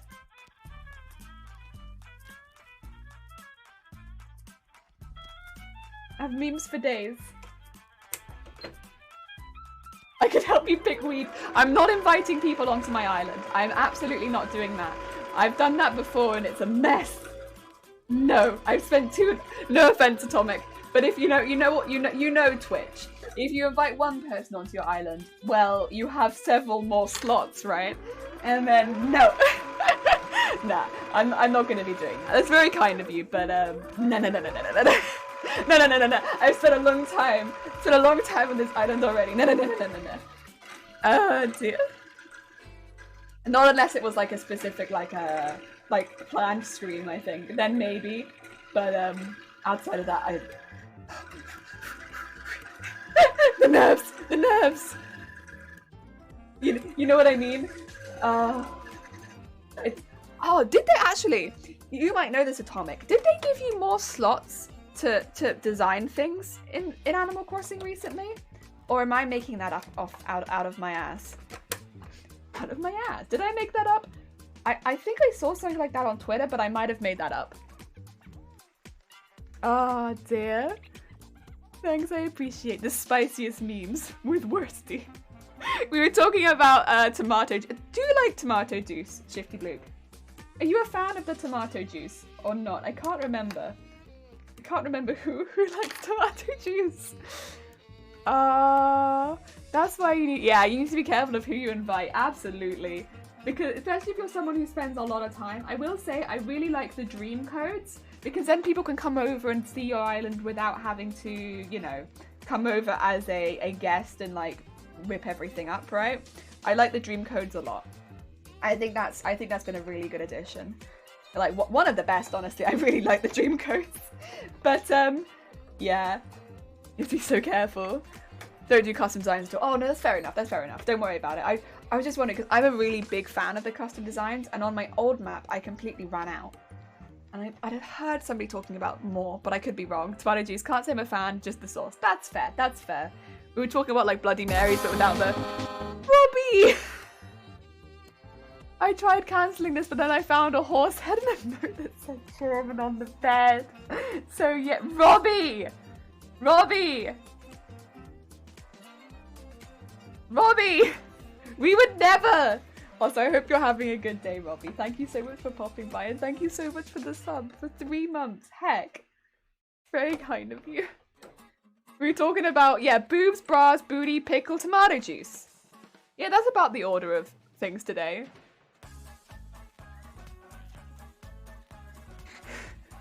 Bras, booty, pickle, tomato juice. That could be my new egg. That could be my new bio. I actually love tomato juice. It's even better with vodka. You know what though? It's better with vodka, and then it's made actively worse with a random stick of celery in it that just keeps smacking me in the face as I try to drink. You know how annoying that is when you're like trying to take a drink and it's like, but I love it. I don't drink alcohol anymore though, so I will say just having a really spicy tomato juice, I'm like a fan. Did you mean jellyflesh? Where did I know, right? The time. It heckin' goes. Who knows where the time goes? Also, thank you for the egg. It's one of those things I need to do on my new island still, is get rocks in a specific place. Yeah. I've never done that before. I'm going to do it at some point on this island, is choose where I want my rocks to go. I haven't decided yet, but I'm determined that I will do it. To get my rocks in a specific place. Because, yes. When I see people have done it, it looks so neat. It's a very long evolved process. Yeah, you have to do it with like, accept where the rocks need to go, then break down the rocks and yeah, get them to respawn. If you can buy something very cheap, like a cushion, I think you can do it with that, right? Yeah, yeah. I actually love Bloody Mary mixed version. Yeah, exactly. It's still really good. Also, how's the crafting going today? It's going good. We've done the fire around the edge, and now we're just filling in some of the gravel that goes around the person. So it's going good. It's going very good. I'm having, in fact, a very nice time. And we have another crafting stream later, which is exciting. We never normally do evening crafting streams, but I'm doing it today because I want to give foam a go. I want to do some foam. It's not to do with this costume. It's more just to do with experimenting a little bit with some foam patterns, and also I want to give the wood burning tool a go, which I'm a little nervous about, truth be told, but I have my mask and everything in case it makes bad smells. And yeah, I'm excited. I'm excited to give some stuff a try. So we're doing that later, but we're doing that in a different stream. So we'll be doing that like proper later today in a whole separate stream. Yes. Also, Arius, how's it going? I hope you're having a good day. Also, I need to shout a couple people out. Oh, that's just... Anyone, by the way, who doesn't know Atomic Super Geek, definitely check out Atomic Super Geek. They do a lot of Just Dance on stream. They do quite long streams for Just Dance as well. So definitely check them out. They do other streams as well, of course. But yes, they're a very, very sweet bean. Do check them out. And also, I'm just typing the name again. If you do not know, Arius does designs. They are a maker and crafter, and they do a lot of really, really cool cosplays. Definitely check them out. Cleanup is easy, but placing them is a real pain. There is always... Yes, yes. Secret evening foam stream? Yes, secret evening foam stream. Anyone has a fire? Wow! Robbie, wow! Wow, the trust in me is small. How could you? I will be just fine, thank you very much. Humpher. Big humpher. There will be no fires on the jelly stream today.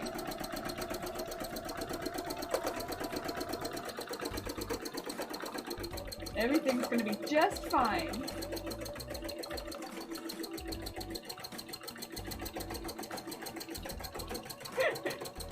Oh dear. Thank you. Wow. Wow, Robbie. Wow, Robbie. And anytime I always, I'm sorry, quite often I forget. Apologies. But I try to remember. Oh dear. I hope things are going well with the crafts and such. Oh, there we go. Slowly filling it in.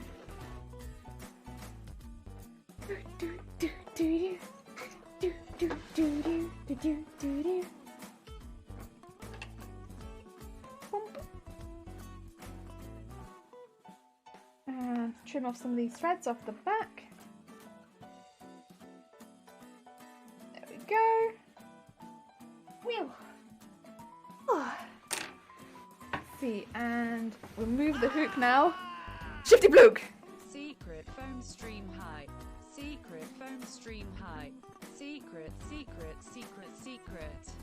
Foam stream height. Also can't stay, but best of luck with the hacking stream. Oh no, I'm going into a tunnel now, goodbye. Oh, the E didn't work! Thank you for the E. Oh, we have text to speech? Yeah, I can't emote for the life of me today. Yes. Text to speech is quiet though. Yeah, unfortunately we can't turn the text to speech up without turning the horn up.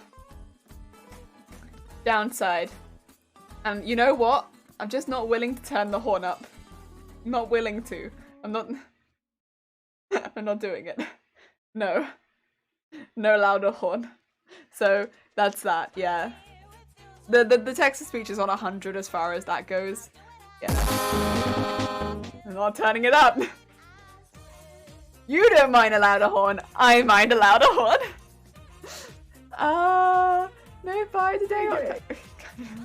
Today is about a small flammable mishap. Oh no, oh no.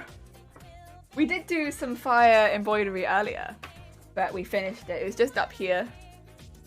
Yeah. Now we're just doing pebbles. Pebbles. Now it's turning the horn on the downside exactly. Oi oi! It's a downside for the longevity of my eardrums. Oh, thank you for DJ. I have to go, but hopefully see you later. Bye bye, Brammy! Take care, look after yourself. I hope your day goes good. I'm gonna play some more Nia. Oh, that's fine. Take care. That's fine, Gibbo. I hope Nia goes well. What? Thank you, Arias.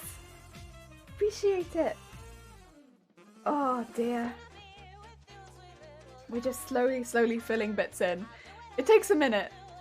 Oh, modern medicine advances fast enough you'll be able to hear those eardrums in the future. I just don't want to damage them in the first place. Wow. Wow. Oh dear. How to... I'm quite a bit missing the bottom. I'll have to go back down and grab that. Okay.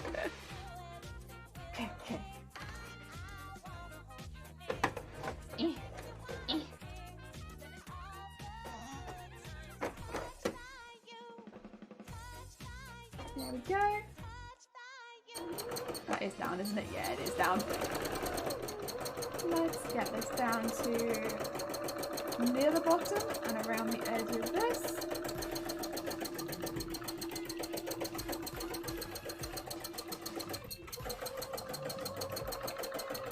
Very nice. It takes a minute to do all of this, but honestly, this space was so empty before we did this, and I'm really glad we've done it. Otherwise, I think this would have continued just to look very, very, very empty. Takes a bit of time, but I think it looks better. Yeah, I'm really excited about using the wood burning tool later. I think it's going to be fun. Again, I've been watching Pixie's Creations doing it for a little while now, and I'm just like, I wanna try. I wanna do it. I wanna give it a go. Is that Melanie? Melanie? Thank you for the follow. It's very kind of you. How far do you think you're going through with the embroidery? Is the coat looking close to complete? So the coat itself is not, because this is just the lining of the coat. So we still actually need to get like the outside, and then we're gonna have to do some stuff with the white parts as well. So this still has a ways to go. But as far as the embroidery section goes, we're probably about, I'm gonna say, a third to a half of the way through. The thing is, once we get all the main parts of the coat done, we do have to go around the whole outside in like a layer of stitching that is going to take a fair amount of time in itself. So I want to say closer to a third of the amount of the way through at the moment. But we're actually making a much quicker progress than we used to, because I'm getting more used to this. So although we're not so far through it, the progress is much quicker than it used to be. It's maybe only taking us a week per panel, where it used to take us much longer than that. So yeah.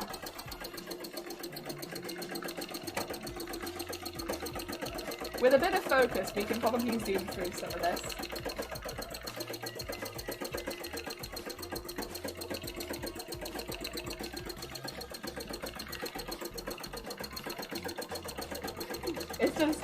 It's just a lot of panels.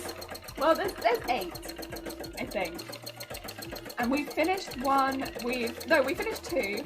This is the 3rd, and that's nearly finished. We're halfway through the 4th, so you can kind of see how we are like nearly halfway through. It's just the fire takes a little while to go around all of them. They haven't all got fire around them yet, and then we have to do the whole border around the outside, which is going to take a minute, but that's okay.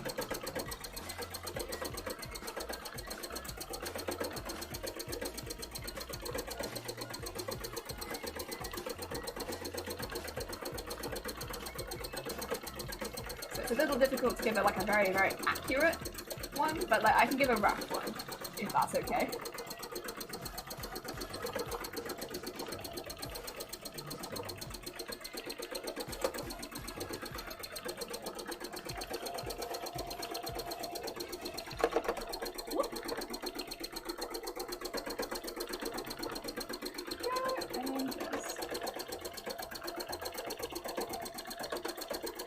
I'm gonna have to recoup it very quickly in a second just to get the very bottom part of this, unfortunately.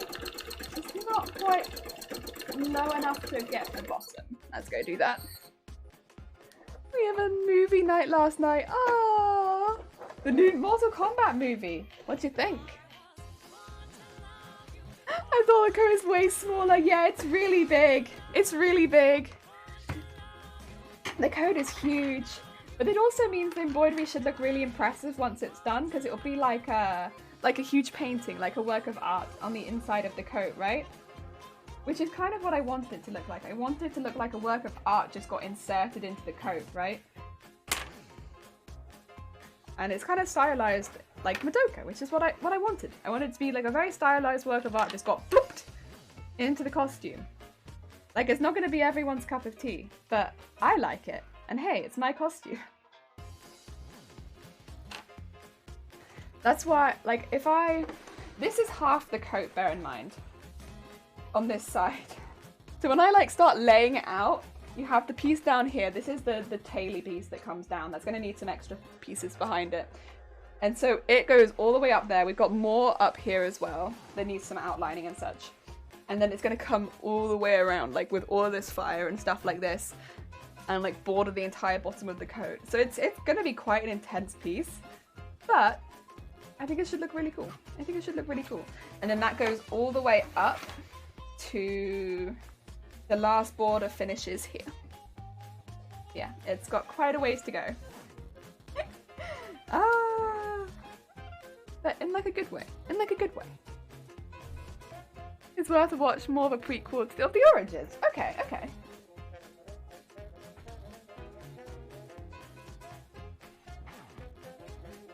I'm not someone who tends to watch films, but to anyone who's a fan of Mortal Kombat, always good to know.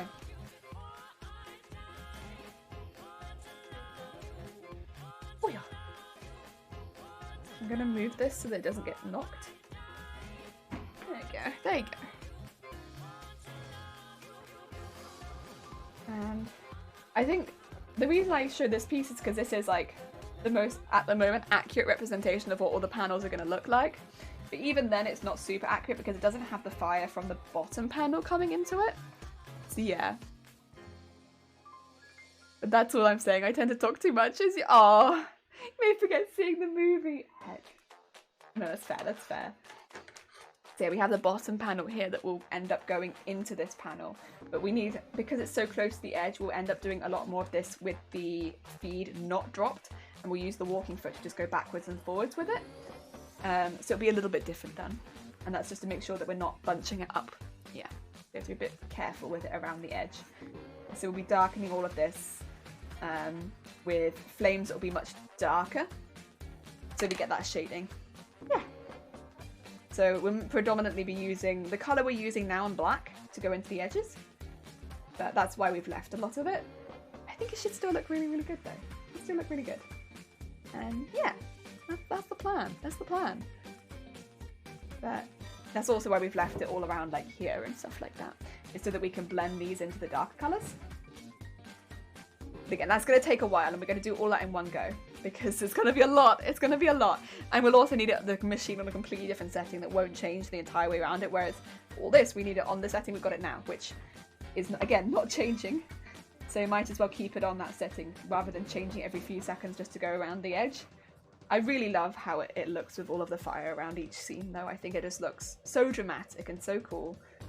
And yeah, I like it a lot. I like it a lot. And I'm going to continue doing all of the scenes like this so they get that drama and nice border.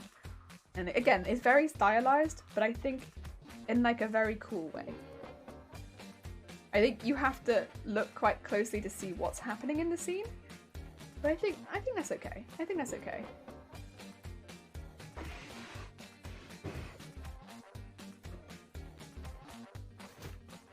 I think with the extra context of the character it will make a little bit more sense. I hope at least.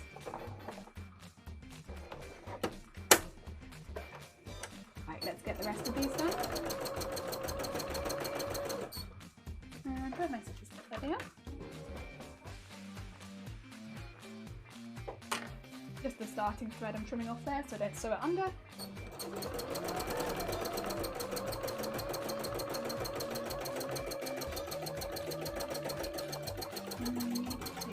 These.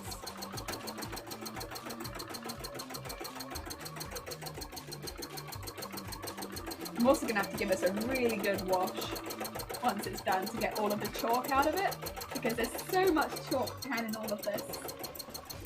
It's going to need a really good wash to get all of that out. That'll be worthwhile because it'll just mean that we don't have to worry about all the chalk being really obvious in it anymore. Because at the moment, yeah, there's a lot of really intense white lines in it, which kind of distracts from the design just a little bit.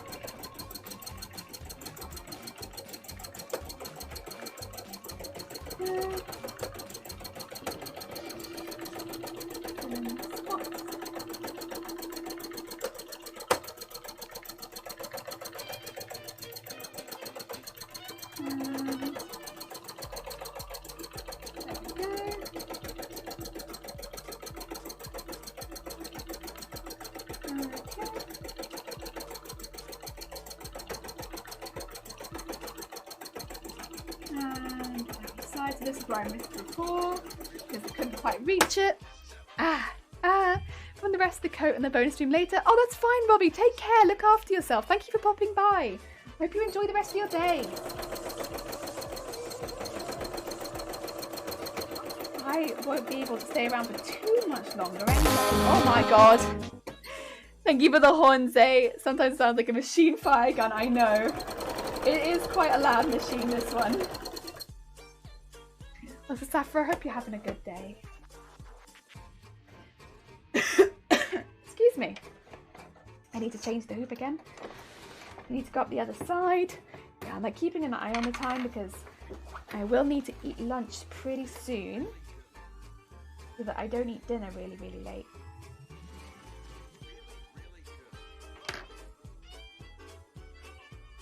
Right, that's the bottom hoop. You know what, it's starting to look good. It's starting to look like a nice little space to stand. And get that piece on here. Nice and taut. Oh. There we go. That's very taut actually. That's perfect, we want it taut, so this hoop and then one more hoop after this should be enough to fill in that piece, and then we'll just have to go in and fill in the black pieces. Although I might do the black pieces another day. I think I'll just do these for now. Because if I keep the thread in there, I can do the houses at the same time. So I don't have to change the bobbin. And I've got a lot of this thread on the bobbin, so I might as well kind of do it all at once, right?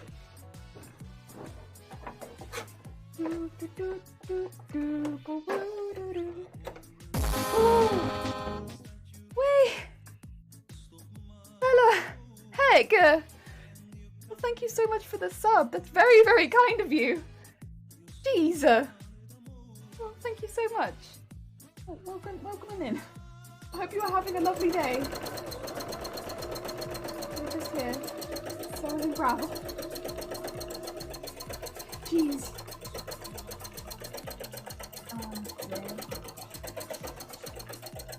Yeah, I'm trying to change the bobbin as little as possible.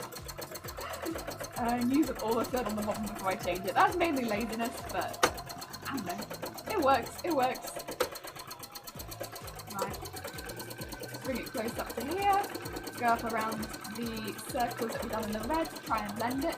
These colours don't blend together as well as the orange and the red do. I think just because the colour I'm using right now is a lot darker than the bright red. But we're still giving it a good shot. Still giving it a good shot. But...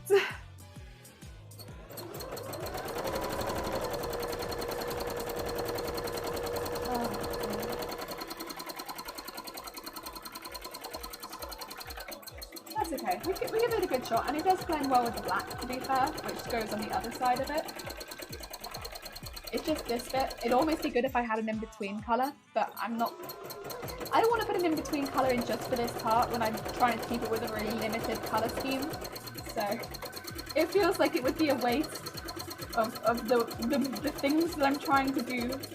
So I think it's fine. It's fine. Plus I'd have to go back on all the places I'd already done it, right? Not at this point. There are things I'm willing to do that make this costume take more time, and that is not one. that is one I am not willing to do. There we go. I just don't think it would have too much of a benefit. Go into this. And go, so around that. So around that. Some nice big ones. Small ones around that one. And go up here. Okay, we're right near the edge now, so I'm gonna have to change where the hoop is. Wow, making good time on it though.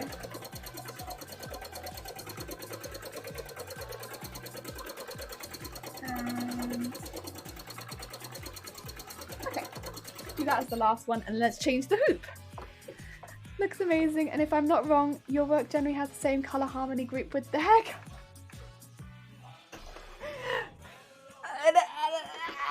You know, can I argue that it's a coincidence? I would like to argue the coincidence here. Coincidence! I have a question, if it's alright with you. I don't usually subscribe or spend money online at all. So what's the best way to support streamers? Subscribing bits? That's gonna be difficult, right? Because personally, I would always say the best way that you could support a streamer is just being there. Hands down, right? And I'm not saying that to be like, ooh woo, I just think you should be here, aha. Genuinely, please don't clip that out of context, by the way. the best way you can support a streamer is just to be there if you enjoy the streamer, because just you watching is going to encourage the streamer to continue streaming. And you know, personally, I love streaming, and I'm just happy to be able to find a way to healthily continue my hobby without it hurting myself. But there are a lot of people online who are considering, like, would this be something that I can do as a job? Is this something that I can keep doing? And your continuing going to the stream is that continued encouragement just by being there. So that's always going to be the number one way of supporting a streamer, is being there.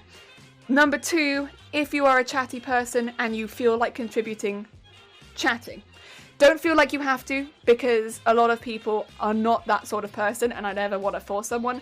But if you fancy talking, contributing, because I'm someone who will talk to themselves till kingdom come, but there are some people who struggle a little more than that. And it can help, you know, add to the conversation. That would be a second one. So, being there, talking. If you want to give bits or donate, donations are normally the favoured, but they give the least back to the person who's done it, right? Generally. But go stream by stream, right? Because some people, for donators, they'll have specific rewards for them because they know that, right? So donating, it has the least Twitch tax on it, because for subs, for instance, unless you are someone who is partnered or has managed to negotiate with Twitch to an extent, which most people who are just affiliate do not, only half of the money you pay for a sub will go to the streamer. So if you pay £5 for a sub, half of that will go to the streamer, half it will go to Twitch.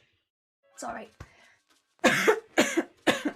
And bits as well. Like, you pay a lot of money for bits, and with the bits, I think all of the bits do go to the streamer for the most part, but it's like, you pay a lot of money for bits, but you only get a certain amount of bits, right? So it's not a very good payoff for you either.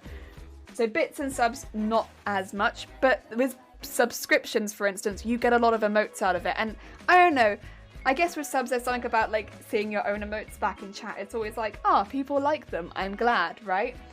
And it can also be a way of, I guess, supporting your streamer in other streams. So it's a very much a different one like that. But I would always say the best way that you can support a streamer is literally just by being there 100% of the time. And not even as not being there 100% of the time. I just mean that is the best way you can support a streamer. Because, it's encouragement, and you never know what kind of day someone's having. And maybe just you popping in and being like, hi, I need to lurk, but I hope you're having a good day.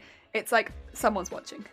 And that gives them encouragement to go do whatever they're doing, whether it be playing Minecraft or sewing or singing or whatever. It's like, that's it.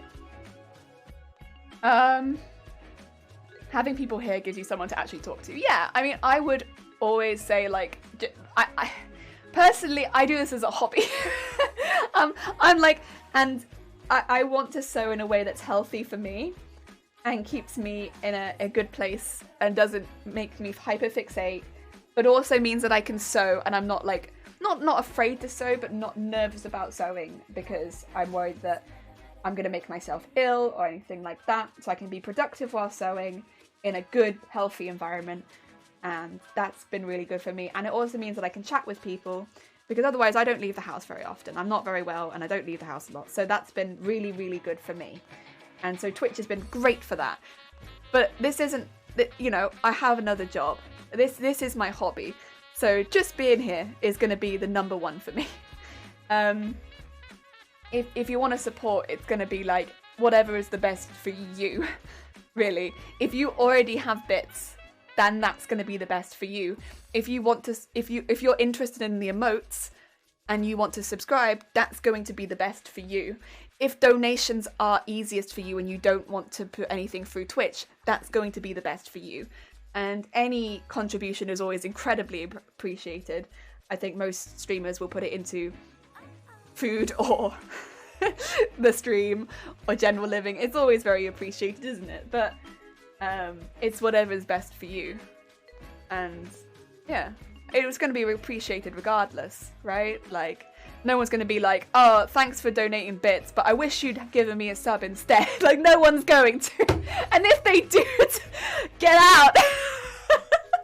Like, it's always appreciated, and it should always be what's best for you. Yeah, always what's best for you, what's easiest for you. If that is something that you want to do. But yeah, I don't think pressuring anyone into doing it. Like, the encouragement is. In fact, pressuring people to not do it is maybe the best thing. Predict herself.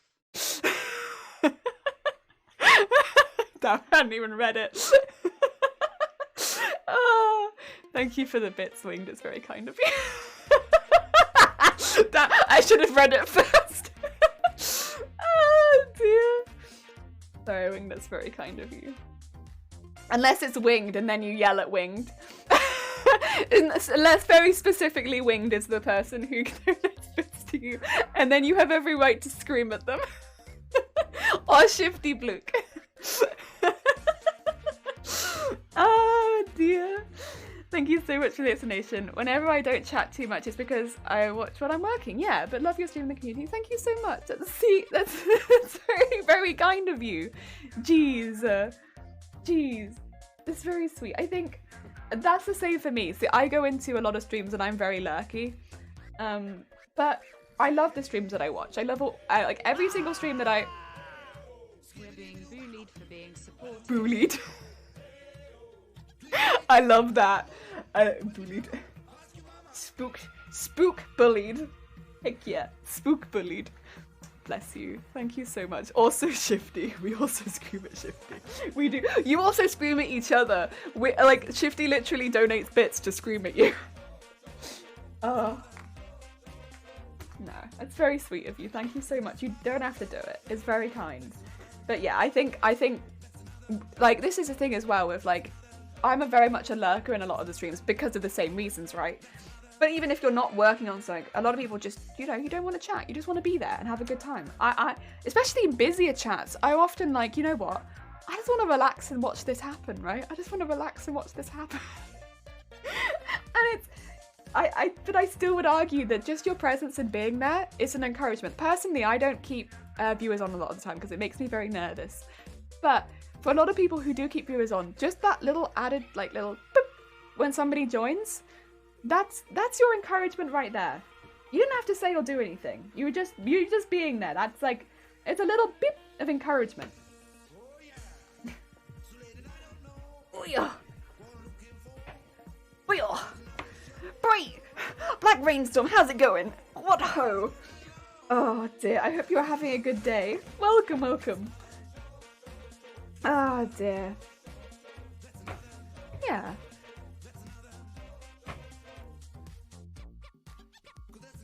I'm trying to think.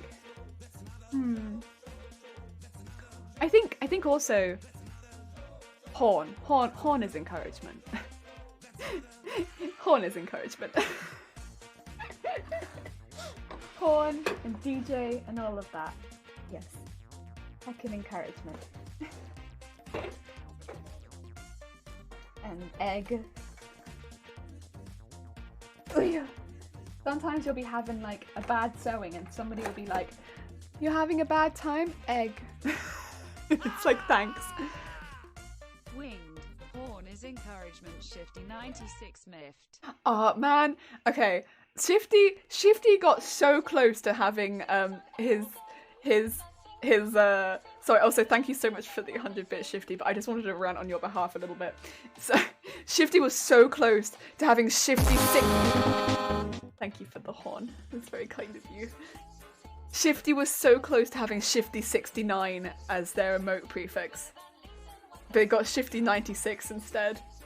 And that is probably one of the shiftiest things I think is on Shifty's channel.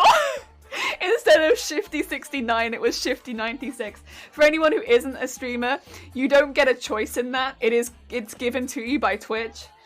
Like mine is Acraft2. But Shifty was so close to Shifty 69. But they gave him Shifty 96. Oh, that's why my streams are so cursed. They are so cursed. Only on for a little bit before I mow the lawn. Oh, I hope the lawn mowing goes good. I hope it smells nice. what is encouragement? Encouragement horn. Like when I come in the morning and I'm like, oh, it's because I want you to have a good day. Ah, Spice Dream was so cursed. So close. It was so close. When you got your own first emote and it was like... Heck and Heck Shifty, thank you so much for hecking bits. Heck, that's really hecking sweet of you. Heck, why are you heckling winged heck? I like the gap in the middle where it was like, that's really hecking sweet of you. Oh, dearie me. Thank you very much, it's very kind of you. Just for yelling at Shifty. I seem to remember I could choose a prefix when setting up Twitch to be able to stream. Did they change that? Yeah, it doesn't seem like I was able to do it, unfortunately. I tried to, because I was like, I don't want it to be this. I'd like it to be something a bit cooler. And they were like, no, you can't change this. So I think... Oh, I can smell food. So, yeah, unfortunately, it seems like that's something that, yeah. It could just be because of the amount of users or something. But they were like, nope. Nip, nip, nip. Unfortunate. An unfortunate happening.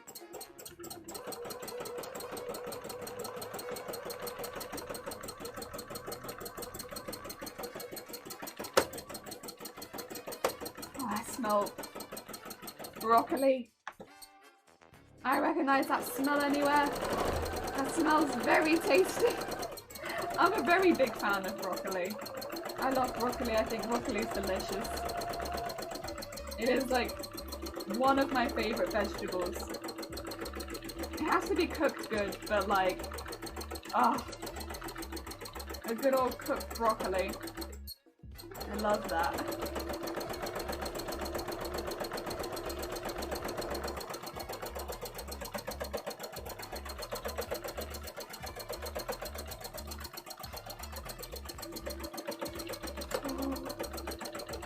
Smells so tasty.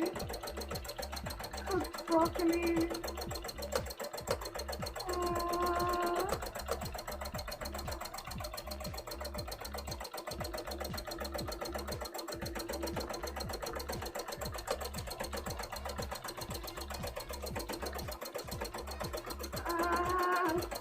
I want the cooked broccoli.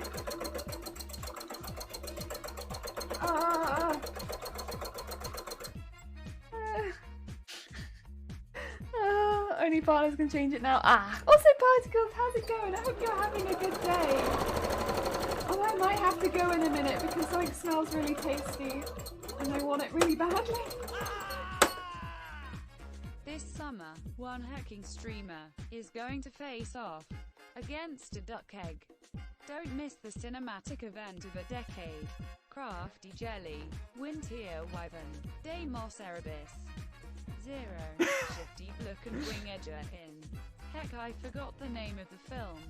Heck, heck, heck. Thank you so much, Shifty Blue. That was very kind of you.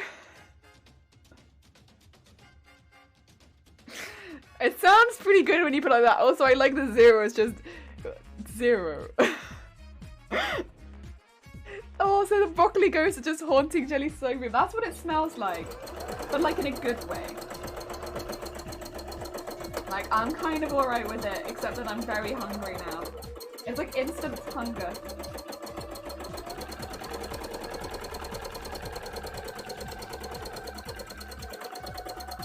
There you go. Yeah.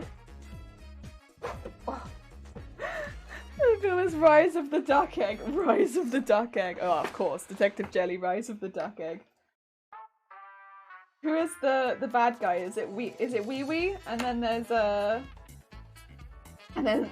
is like a crafty jelly flesh one of the bad people as well? I don't want that in the bin. That's my... Oh dear. Oh dear. Right.